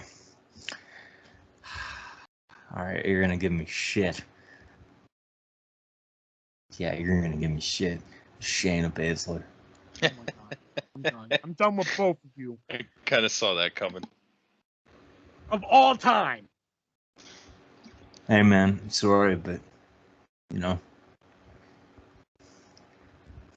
Next question comes from Dave Metzer, and that is, hey guys, do you believe in the moon landing?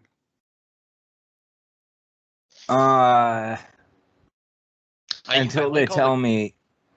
Sorry. Until they tell me that wind can blow on the moon. In a way. Until they tell me otherwise, yes, because whatever. Until like we, all the until we are taking like weekly moon trips and shit, then no. I like all the conspiracy theories behind it, but yes, I do believe in the moon landing. And also, why do you think Demon Kane was never as popular as Undertaker in WWE? I always thought he was.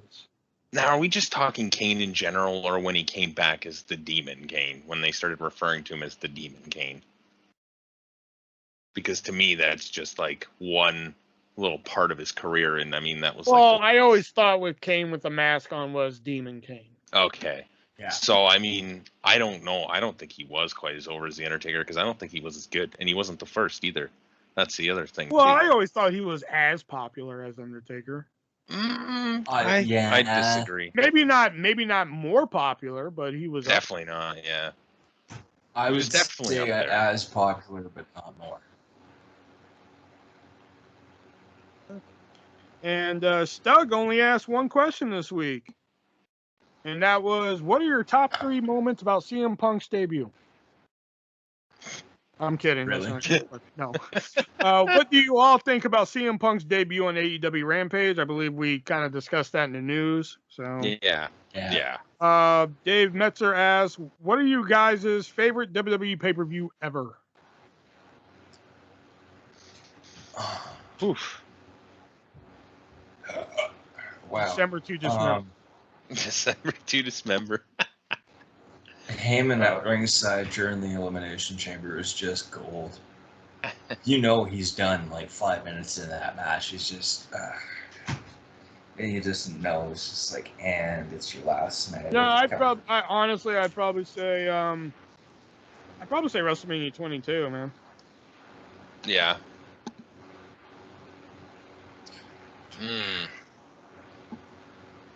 You know what? Actually, I mean, this changed by the day. You could ask me tomorrow and I wouldn't give you the same answer because that's such a hard question to ask. But I'm going to say WrestleMania 21 because I think that's the WrestleMania I've watched the most. And it's a great pay-per-view. It is a good one.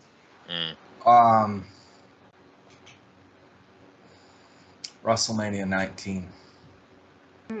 Only because I've watched it more than I've watched WrestleMania 3. I've watched Steamboat versus Savage overall more than I've watched WrestleMania 19. In terms of an overall show, I've watched the full show of 19 more than WrestleMania 3 and thus more than any other pay-per-view. So yeah, 19. It wouldn't be Survivor Series 02? Survivor Series 01 I also like. King of the Ring 01 I also like. Oh shit. I love that pay-per-view, changes man. by the day. I love that pay-per-view, man. I remember watching WWF Oh Shit, and like, man, it was just a good one. Yeah, it was a good one. And the next question? Like, that would change by the day. Next one is going to be from Dave Metzer as well. It's going to be, why do you guys think WWE has never booked Bobby Lashley versus Brock Lesnar? I honestly don't know, but I think it. See, I don't even think it'd be a Styles clash. I think they'd work really well together. I think it's because Bobby Lashley's black.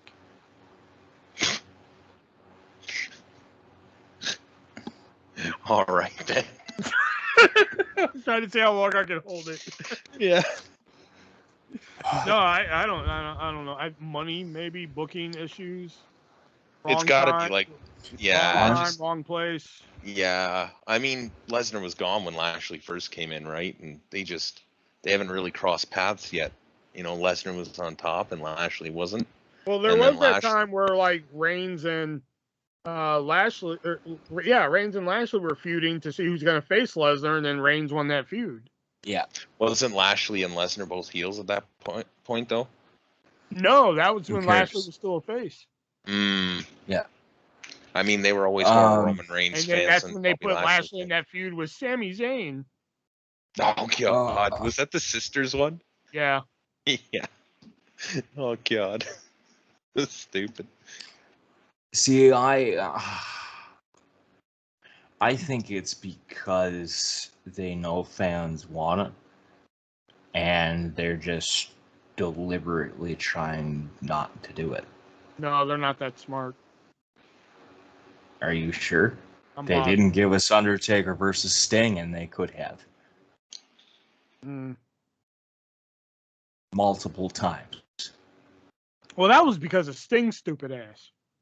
No, that was Yeah. because of Triple H's stupid ass the first time. Because Triple H initially the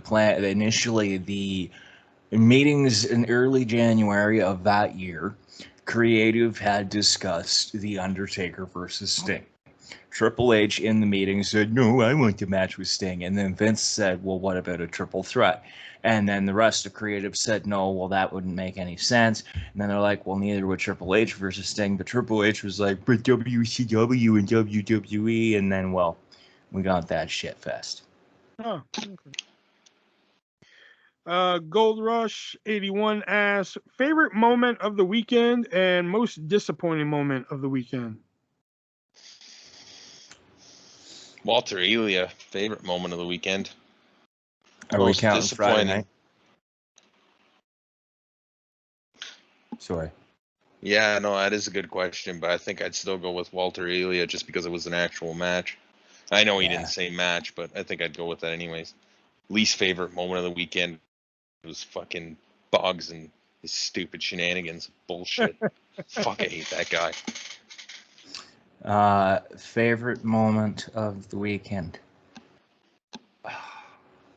Let me go with Dragunov and Walter just because that was incredible. Least favorite, the overall predictability of SummerSlam in general. Least favorite moment was whoever fucking wrote the results on WrestlingHeadlines.com. And favorite moment was fucking seeing Bianca get her ass beat in 26 seconds. Loved it. I play a game now where like I put the match on, the 26-second match, not the entrances, anything like that, but I put the match on and see if I can beat off before the 26 seconds is over. You win every time. It's fun. It's great. You should try it. Okay. Oh. It's been a while, hasn't it? Yeah, like, hey, remember, sex for water. I haven't had any sex in 3 years. All right, Gold Rush 81 also asked, thoughts on Adam Cole's loss and what does that mean for his future? We discussed that. Yeah. Andrew asks, what was this past month the best month for professional wrestling in the last 20 years, considering AEW's roster additions, Impact's successful integration with AEW, WWE's ride, turning SummerSlam, etc.?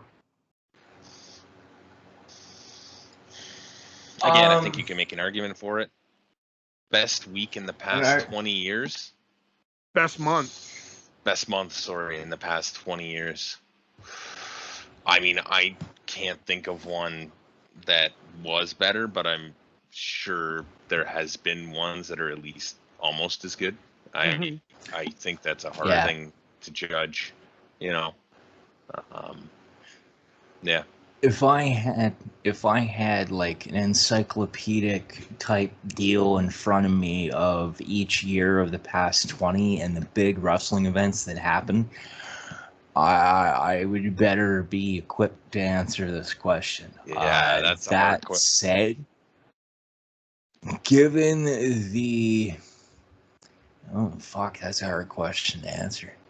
Yeah. I mean, all companies are making big splashes coming out of the pandemic, and I think that's another thing we have to consider. In the past 20 years, there hasn't been a pandemic for wrestling companies to come out of to attract fans, to bring fans in. Yeah. You know what? Considering the past year and a half and the way that things have gone, yes, I'll say this has been the best month in the past 20 years, just because of like coming out of that. It's just, the crowds are insane. They're dying down a little bit now, but they're going to be insane into fucking Christmas if this shit keeps up the way it does. So yeah, I'd say yeah. Oh, think about when Brian comes into AEW, they're gonna shit. Oh yeah. Yeah. And especially if little Tony paid for the final countdown, that place is gonna explode. Was that his theme on the Indies? Because you've mentioned that quite a lot. In Ring of Honor, that was his theme, and the crowd would sing. So he would get up on the what he would do, like he would get to the turnbuckle and like do like the thing he would do in WWE. Only instead of saying yes, he would hit the ceiling as the crowd says it's the final countdown, and then they would all like sing along and all this shit. Yeah. So. Yeah.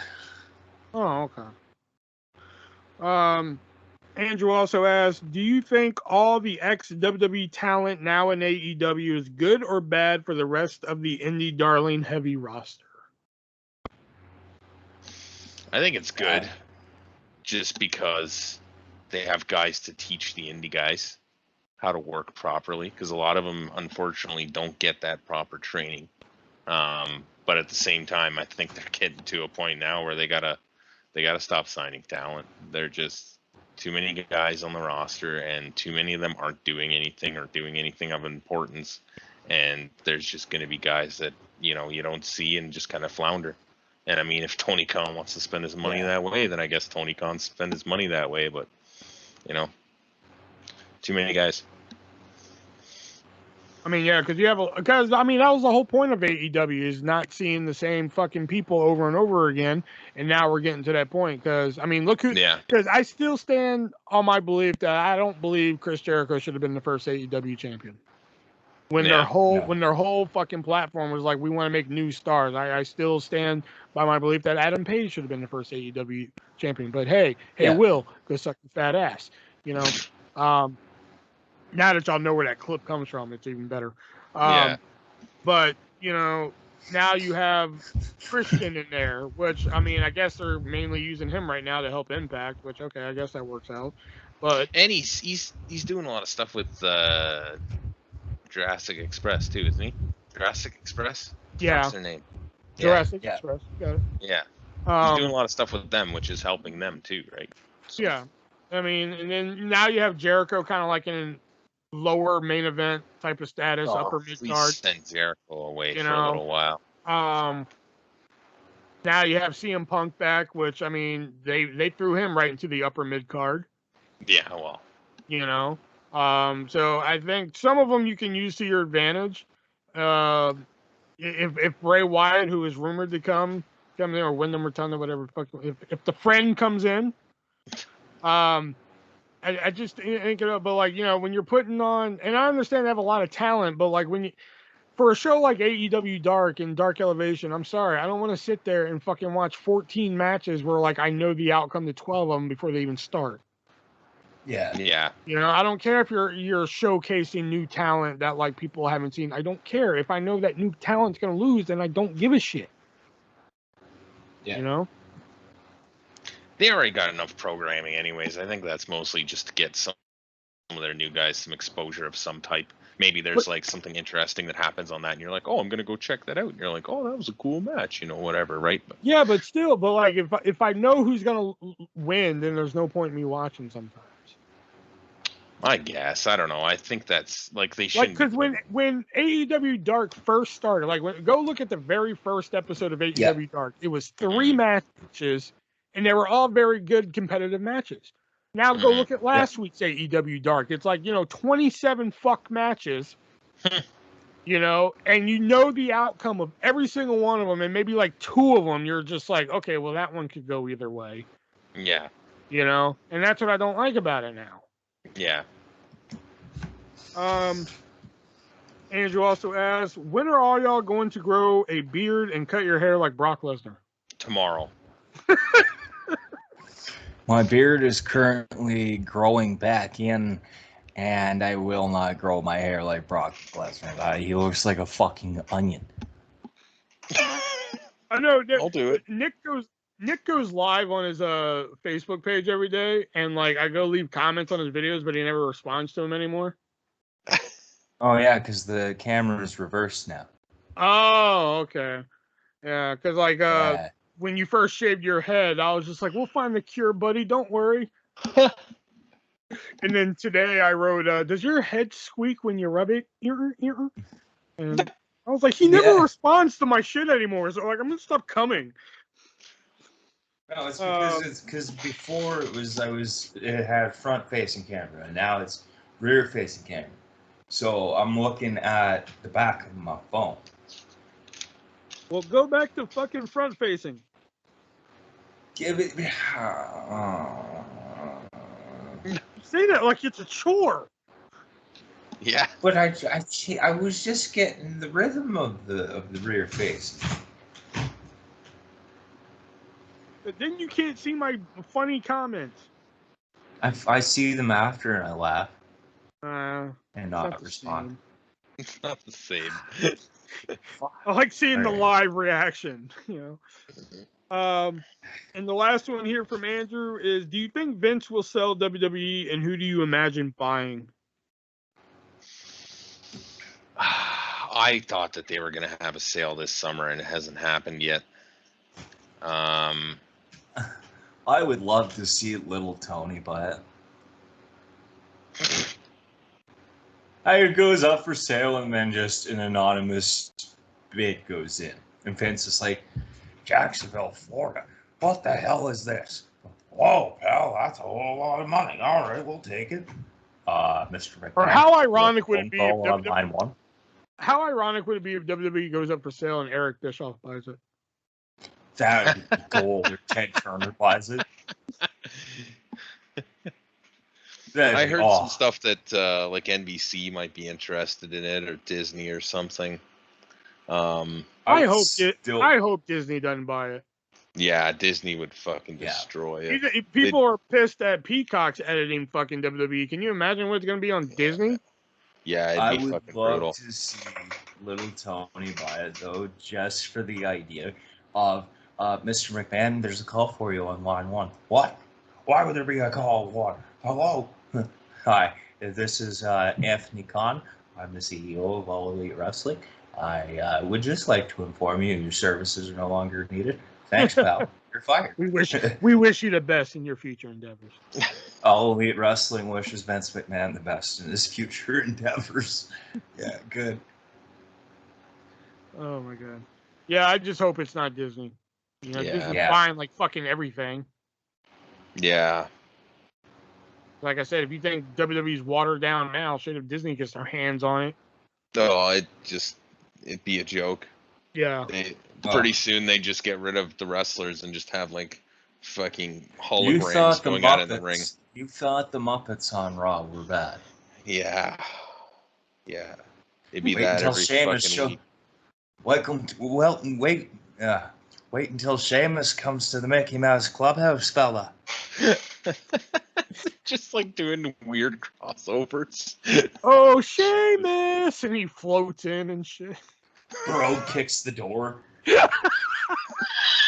That's amazing. Oh no, he's the mystery. He's the mystery mouse Cthulhu.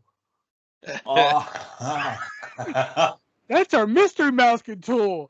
Oh, mystery mouse Cthulhu, fella! It hits Goofy like every time.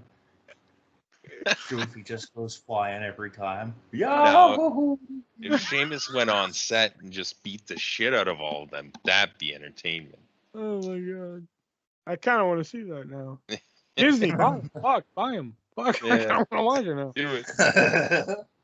Buy him. Sheamus bro kicking the Mickey do an Mouse all Clubhouse Muppet door.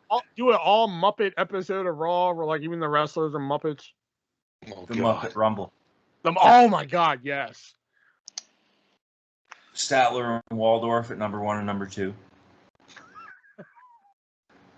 No, they're the commentators.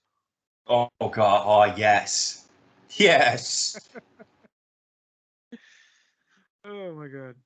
All right, so those were all the questions this week. Now we move on to our vintage picks. That was a lot of questions. Yeah, not really. That was more than normal. There's a lot more people asking questions than normal too. Yeah, because when you threaten to kill animals, you kind of get that's when they start. Stop doing that, man. Just love Nick's reaction. You gotta stop doing that. But now we're moving on to our vintage pick of the week, which could be a match, could be a show, could be a segment, could be promo, who knows. Just something we think that you should go back and check out there. So, Nick, hit us with your vintage pick of the week. From Valentine's Day 2004, it was the Ring of Honor Pure Championship Finals, contested between CM Punk and AJ Styles. AJ won that too, didn't he? I think so, yeah. Yeah, because I'm pretty sure he was the first. Well, obviously he was if he won that match, but he was the first pure champion. That was like the only title he held there too. Yep. Well, it was during his TNA run. Yeah. So mine is gonna be from almost a year ago. Ilya versus Walter 1. Talked about it earlier. One of my favorite match from last year entirely. I didn't watch a lot of wrestling last year though. But yeah, great match, great result. Wasn't that the match where like they had to get submissions and a certain amount of time? That was it. Yep. He's just like, fuck it, I'm gonna go with it. I'm just gonna go with it. He might stop. I also picked a Punk thing for this vintage pick of the week, and it was when Stone Cold Steve Austin guest hosted Raw, and it was the backstage segment where Punk was just berating Steve Austin for drinking beer, and he was just like, "Are you drunk right now? Huh? Can you say your ABCs backwards?" And Steve Austin just replies with, "I can whip your ass backwards." That's a good one. Yeah, I was thinking about that today. The fucking I can whip your ass backwards. You know, can you say your ABCs backwards? I can whip your ass backwards. It looked like they were setting up for like a Steve Austin return, but it just never came to fruition. It looked like. Well, was that when they did the dueling covers for the video game, or was that later? I don't know. Yeah, they did like Attitude Era. Oh yeah, I think so. And then they had that like fucking sit down interview thing where they were talking to each other, and yeah, I think that was around that time. Yeah. Yeah. Are you drunk right now, Steve? Can you say your ABCs backwards? I can whip your ass backwards. That makes me laugh to this day. Yeah, that and the Kane promo where he's like Canaanites, and those two things just make me laugh to this day. Yeah. Shit. Oh my God, so good. There's the bell, so you know what that means. It signifies the end of the three-way dance. And next week, we actually have to come up with something to do. Isn't next week fucking All Out? Is it? I'm pretty sure. Next weekend's All Out. So so then next week would be our review of it. Right? No. I thought it was like so the 20th. This coming weekend, it's not this weekend. A week from Saturday. I thought it was like at the end of August. Nope. Okay, and so then we'll figure out. It is, September 5th. Oh, okay. So we'll figure out something. I mean, we threw together the Rampage episode, the draft episode, which, hey, the numbers on that were fantastic for the week, which we're almost at 100 on that for a week. Mm-hmm. You know, which is pretty good for us. So we'll figure out something. Don't know what it is yet, but maybe, I don't know, maybe we'll review something. I don't know, but I thought about doing a classic pay-per-view review, but the thing on that is if we do a classic pay-per-view, we have to go blow by blow.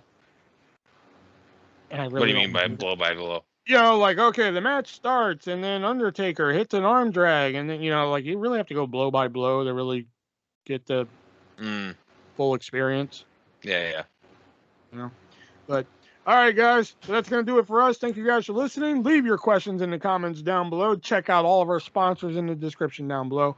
And for Nick and Shelby, till next week, be breezy.